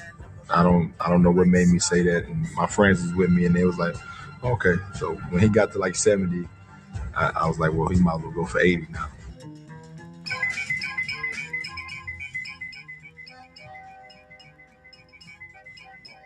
Cap or facts? Facts or cap? We could unleash a new inner beast that would probably get us kicked off the airwaves, but we're not going to do that. What? You could unleash a new inner beast that would get us kicked off the airwaves? Yeah, I saw something on the feed the other day, and I did not agree with it at all. What was it? You can't unleash that beast. We're not going to get kicked off the airways, Bubba. So there was this. If it's too taboo, I'll say never mind. But what was it? I'm interested. So there was this couple that suffered from like osteogenesis or whatever, to where they're like bones and stuff, and they were like wheelchair bound, and they only grew to like 3 feet. But they wanted kids. And I said, that's not fair. Let's move on. Because then the kid would have a 90% to have the same disease. Let's move on. Anyways. Of all the things, I didn't think that was going to be it. Yeah. For baseball, Josh Elander to the dugout will not change anything for Tennessee. Sam, you're my baseball guy. How do you feel about Elander hitting the dugout? Will this make a difference for Tennessee? I like the change. I think having a guy that has been that hitting coach for Tennessee for all those years, just a little bit more of a voice in that dugout as guys are coming in, coming out, pre-at-bat, post-at-bat. Hey, what do you see? What's this pitcher throwing at you type of thing? I just think that stuff's valuable, and reading into it, it seems like the communication between him and a lot of these new assistants maybe just hasn't been the greatest, having to communicate across the field and be like, hey, tell him this, tell him that. So I'm hoping that it's going to, incite a little bit of fire inside these guys and maybe bring them a little sense of normalcy too. I know I'm playing the results right now, and I know I'm playing a slump and that people were fired up, but like we went out and hired that coach from Florida. And everyone's like, that's a great hire. Our offense is struggling.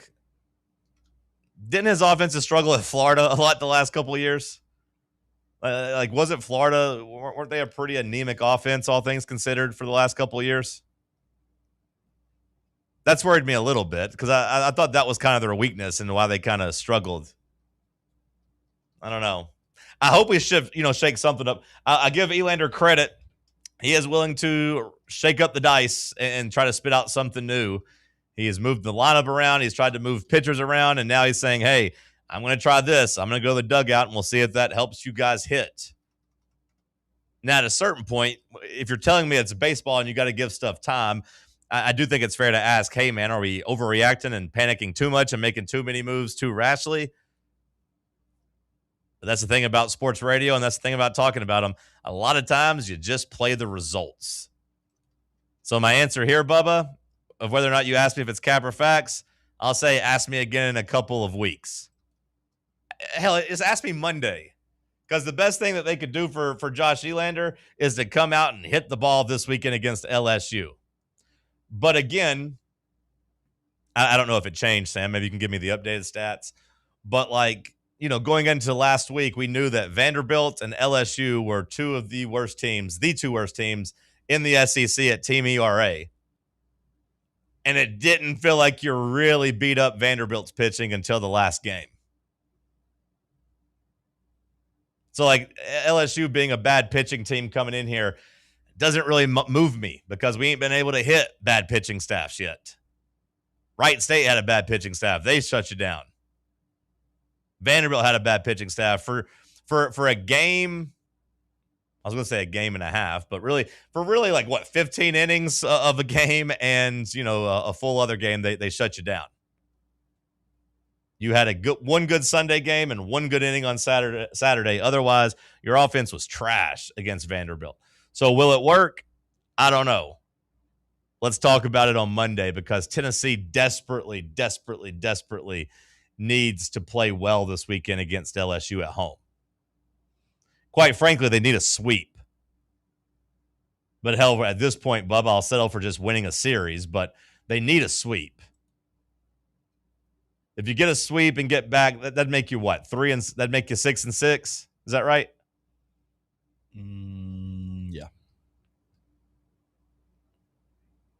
All things considered, if you get back to 6-6, you'd feel okay about where you're at. The pitching's been okay. The pitching's been good enough to win. It's the bats that got to get better. So I understand Elander trying everything he can. Hopefully one of these things eventually works.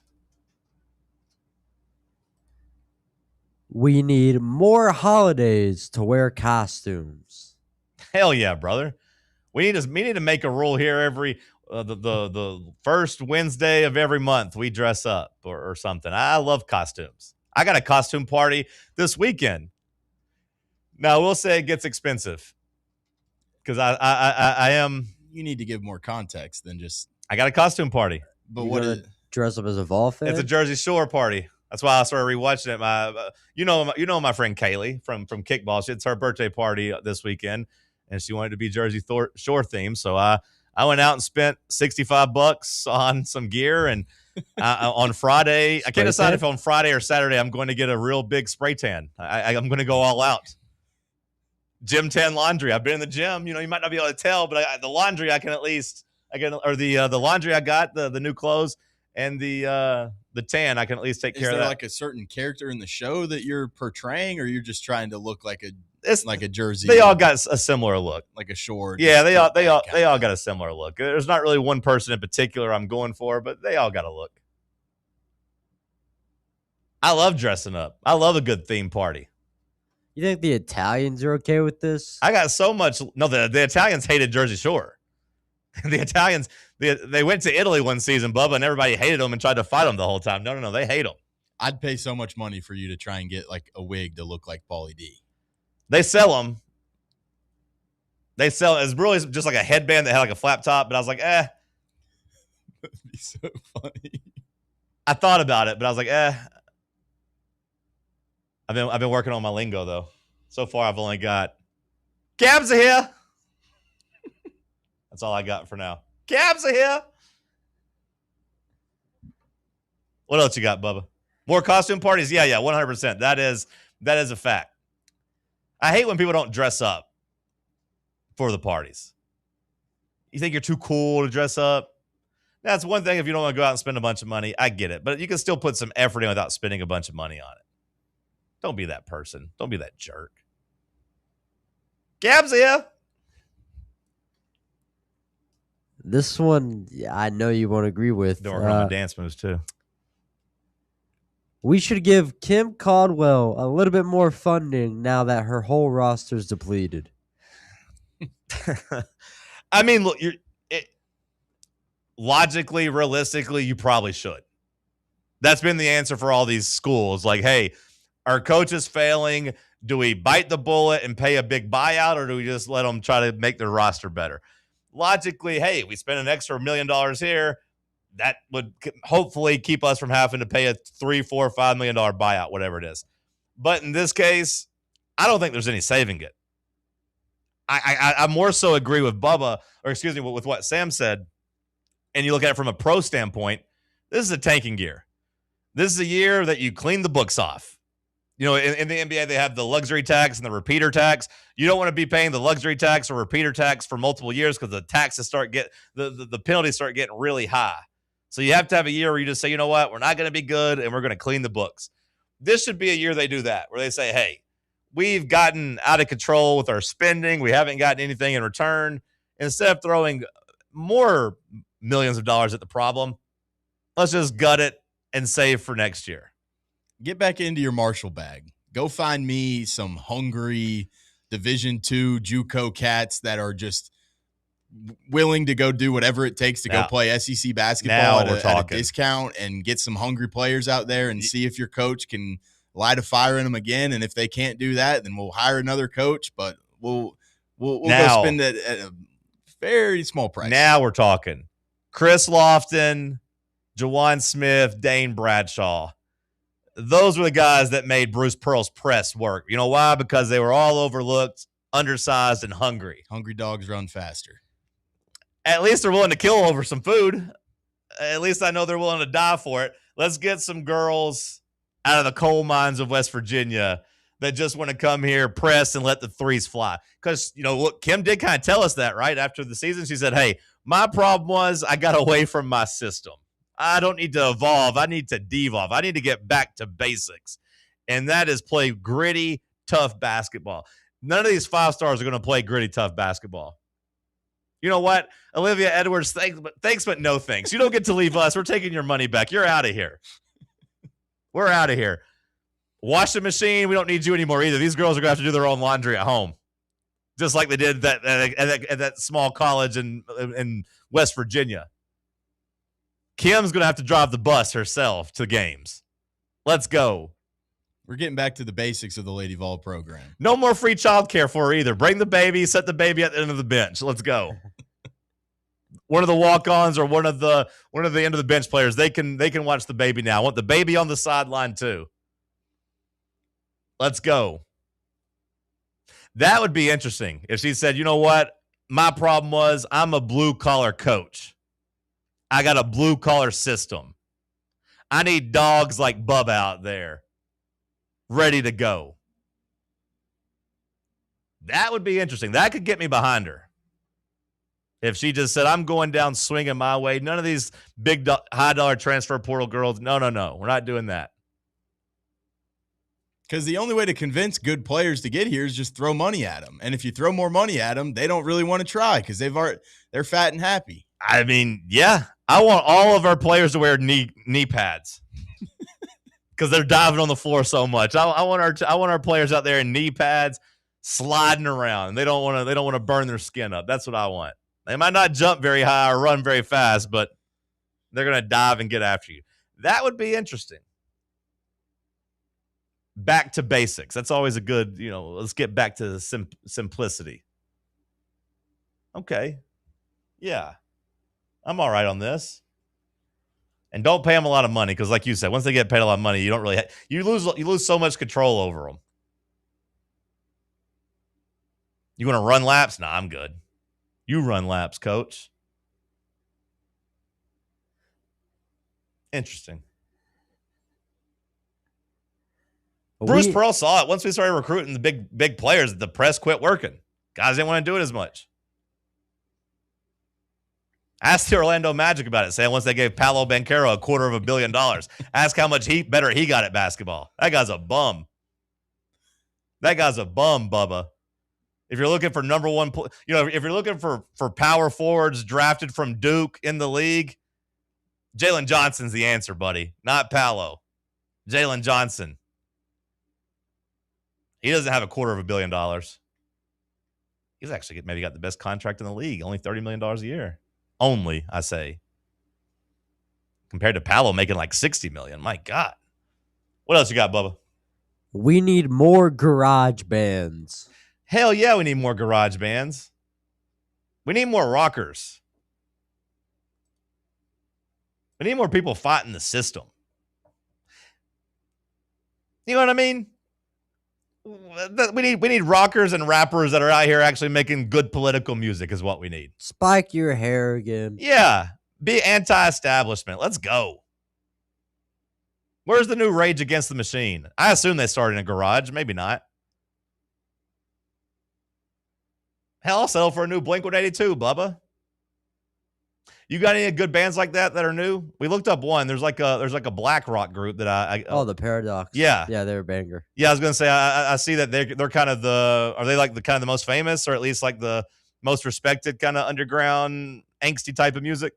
I'm gonna say no, but they're just now breaking out. Okay, so that's a pretty good thing. Okay, I hadn't really heard of any other bands, but the Paradox, they sound kind of cool. More garage bands. Let's go. There's too many people in Knoxville. I saw a stat yesterday that one of our politicians was trying to praise how our state's wealth has gone up X amount of percent. I think it was 30-something%. But everyone's like, yeah, dummy, it's because all these people are moving in from like California. All these wealthy people have sold their houses and came to Tennessee and bought 2 houses with the money they sold their house for at other places. The state's not getting richer. Just richer people are moving here. There is a part of me that likes that people want to come live in our state, though. I do appreciate that they appreciate us in that regard. Just stay out of my city. Yeah, stay out of the city. Yeah. Go to Memphis. Yeah. Go revitalize Memphis. Come to Tennessee, Nashville to Memphis. And I know, Sam, you're a Nashville guy, so you'll be maybe more Memphis. Yeah, but it's already been. There's no saving Nashville. Build up a couple cities from Nashville to Memphis. We need cities there. Like it's the worst drive maybe in the country from Nashville to Memphis. So just take over one of those towns and buy up some of those lands and build some communities there. Mm-hmm. Then put some cool stuff off the exit because it's a really terrible drive. I don't want to tell people to leave our state, Bubba, because like I said, I do like that people want to be here. Just treat it with care. Treat it with care. That's it. Give me a little respect. That's it. Treat it with care.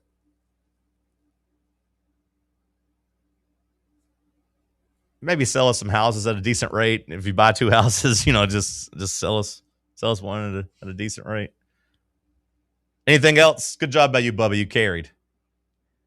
Oh, here we're gonna drop all the luggage. Uh-oh. Neyland Stadium. Oh no. Needs more fried food options. Neyland Stadium needs more fried food options. Okay, that's not where I thought you were going. I didn't know what you were going to say Neyland Stadium needs. Let's walk through this, Bubba, Sam. What fried food options do they have in Neyland Stadium right now? Because I got to be honest, I never really eat food inside Neyland Stadium. If I do, I grab a hot dog or some popcorn. That's pretty much it. What other fried foods do they have? Do they have any fried food at all? I would guess they had like a Dunkin' stand long ago. Now we should have like a corn dog would be a nice I would much rather eat a corn dog than a hot dog in the stadium. I know that might be blasphemy. Like a big corn dog too. Say what? Like a big one? Yeah.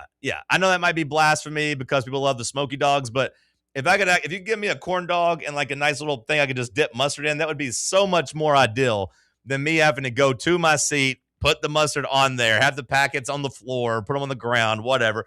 You pretend like you dropped it. Oh, man, I dropped it. I wanted to keep it up here and not litter, but really you wanted to drop it. You didn't want the condiment thing and getting all over you. But let me dip that corn dog in there. You can't get messy eating a corn dog either. It's very hard to. There's potential for some condiments to slip out the back end of your hot dog. For sure. Now, I will say you could maybe get messy or burn your mouth on the corn dog because sometimes that first bite is scary. You don't know how hot the wiener is going to be when you bite in. And sometimes there's some hot juices and it's just and it burns your tongue and it doesn't feel good. I think you just got to hope that walk from the concession stand to your seat is long enough. Yeah.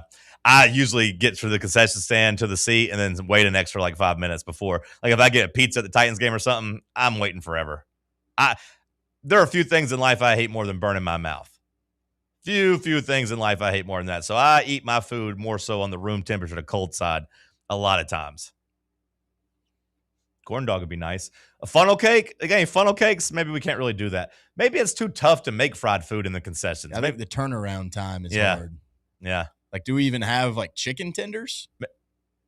I want to say yes, but I can't say it with confidence. I think we do. I think we do. I can't say it with confidence because, like I said, I don't really eat any food inside Neyland Stadium. I'm there to get drunk and watch football and hoot and holler. Yeah. At Thompson Bowling Arena, a.k.a. the Food City Center, I sometimes grab like a Papa John's pizza. But that's kind of it. It's either a Papa John's pizza or a popcorn. That's kind of it. Did you go to many basketball games this year? No, I didn't. Not this year. I don't know if I went to one this year. I didn't go to any, but did I go to one this year? I went to the Louisville game. When I was at that concert last Friday, the logistics inside TBA are terrible. Yeah. Like the concourses were so crowded. There were a couple concession stands that butt up right to entrances of the place. So you have lines forming for a concession stand, and then that causes just a bottleneck of people walking into the stadium. I wonder if they're renovating. Are they renovating stuff? And I don't know.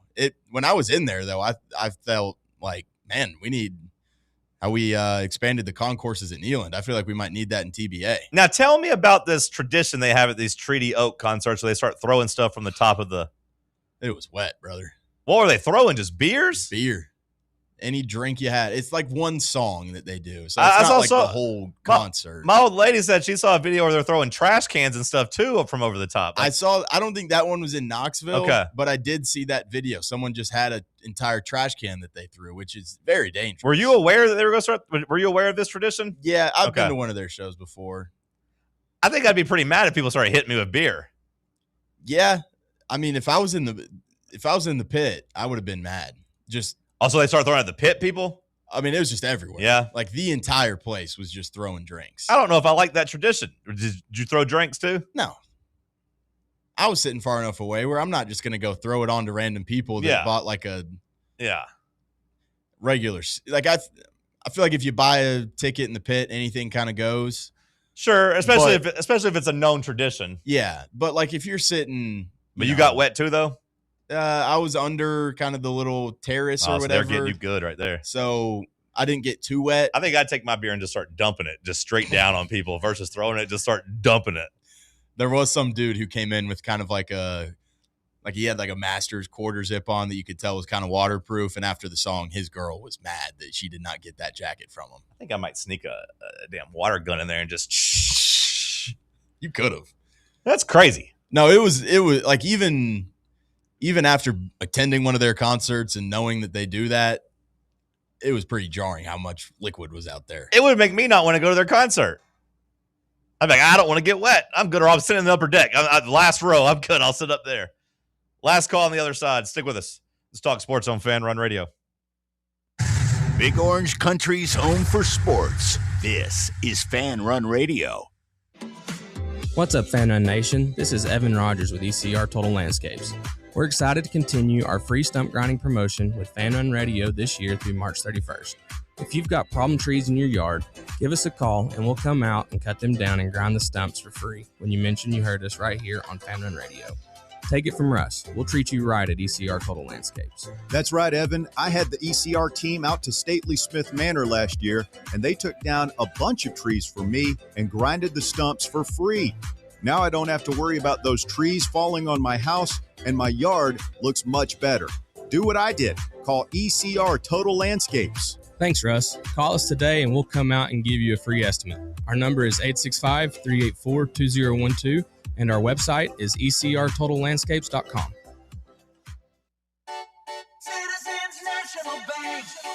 Life is more fun with a Good Life checking account from CNB, offering extra benefits including bank travel. Travel with CNB to well-known travel destinations. They do all the planning so you can have all the fun. Isn't it time for you to start living the good life? Contact CNB today. Citizens National Bank. Banking never felt so good. Member FDIC. Hey Knoxville, Surfside iced tea and vodka made with real brewed tea is only 100 calories, 2 grams of sugar with no bubbles and no troubles. That's right, zero carbonation, so it's easy to sip and enjoy. Headed to a game day or party at a friend's house? Bring an iced tea or lemonade variety pack from Surfside or try their green tea and new raspberry tea vodka. Find the can with the sunset stripes this season. Surfside iced tea and vodka, sold at bars, restaurants, and stores near you. Surfside iced tea and vodka, sunshine in a can. Must be 21 or older. Enjoy responsibly.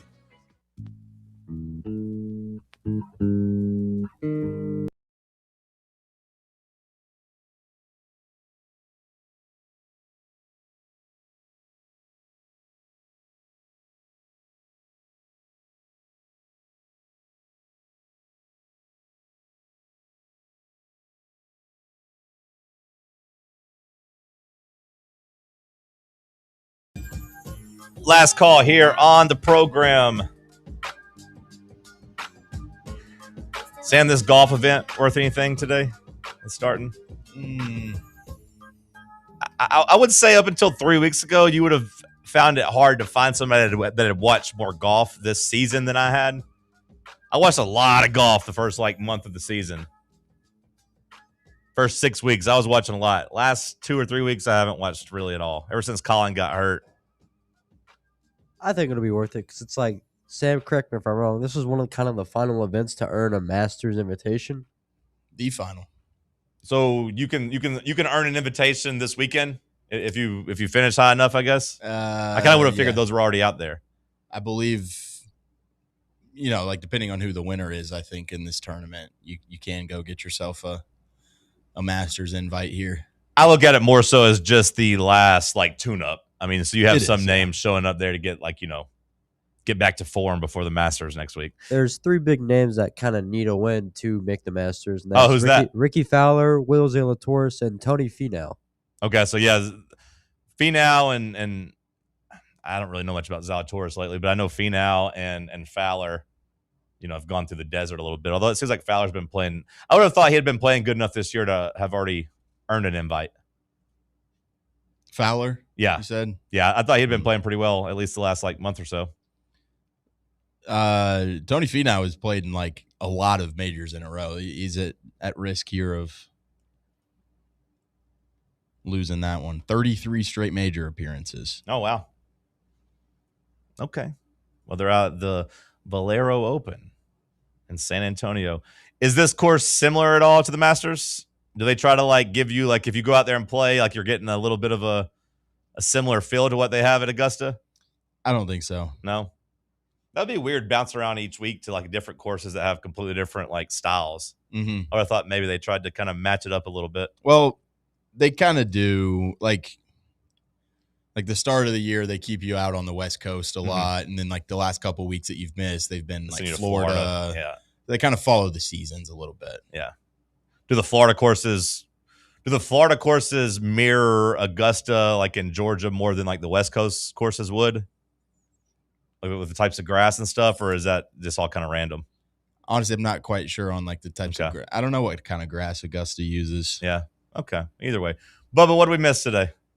The NBA finds the Trailblazers and suspends some personnel over for what? Illegal contact with Yang Hansen, that 7-foot Chinese guy that they picked up.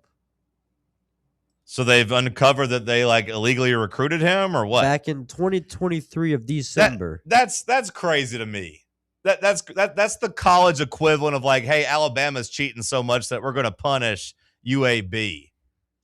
Because I guess at that time he was considered draft ineligible. The richest player in the owner's game, Steve Ballmer. There's been an investigation all year about him cheating and illegally recruiting and paying Kawhi Leonard under the table. I haven't seen Adam Silver say anything about that. I haven't seen Adam Silver punish them at all. But he's going to punish Portland for talking to who? They picked up Yang Hansen, the 7-foot Chinese guy. All due respect to Yang Hansen, but he's not a difference maker in the league. Kawhi Leonard is. And Pablo Torre has them dead to rights with all the cheating they've been doing for Kawhi Leonard, and the NBA hasn't done nothing. Like I said, it's like Alabama cheats so much that we got to give UAB the death penalty. Get the hell out of here. You think I'm going to look good with my spray tan? Yeah. Can't wait to see it. Yeah. What else, Bubba? Anything else? Dennis Quaid starring in a NASCAR drama series on AMC. Does that do anything for you? For me, it does. Is he going to be the driver in it? I don't know exactly what his role will be. They say that he's going to be a character from the established founding family in this series. So maybe he's a team owner? Possibly. But or maybe he's Dale Earnhardt, Dale Earnhardt type of guy. Any type of series that can go outside the normal racing product is always interesting. I'm actually interested in the NASCAR series because I don't think we get enough NASCAR stuff in movies and pop culture. Because I think it's a pretty good culture that you could do some cool stuff with. I feel like maybe it ran its course, though. And then also Fanatics, once again, taking over the NFL, but this time for trading cards. No thanks. If you're buying anything from Fanatics at this point, you get what you deserve. They mess up everything. I hate Fanatics. All right, good job by you two today. Appreciate you as always. Enjoy your Thursday. The Tony Basilio Show coming up next, right here on Fan Run Radio.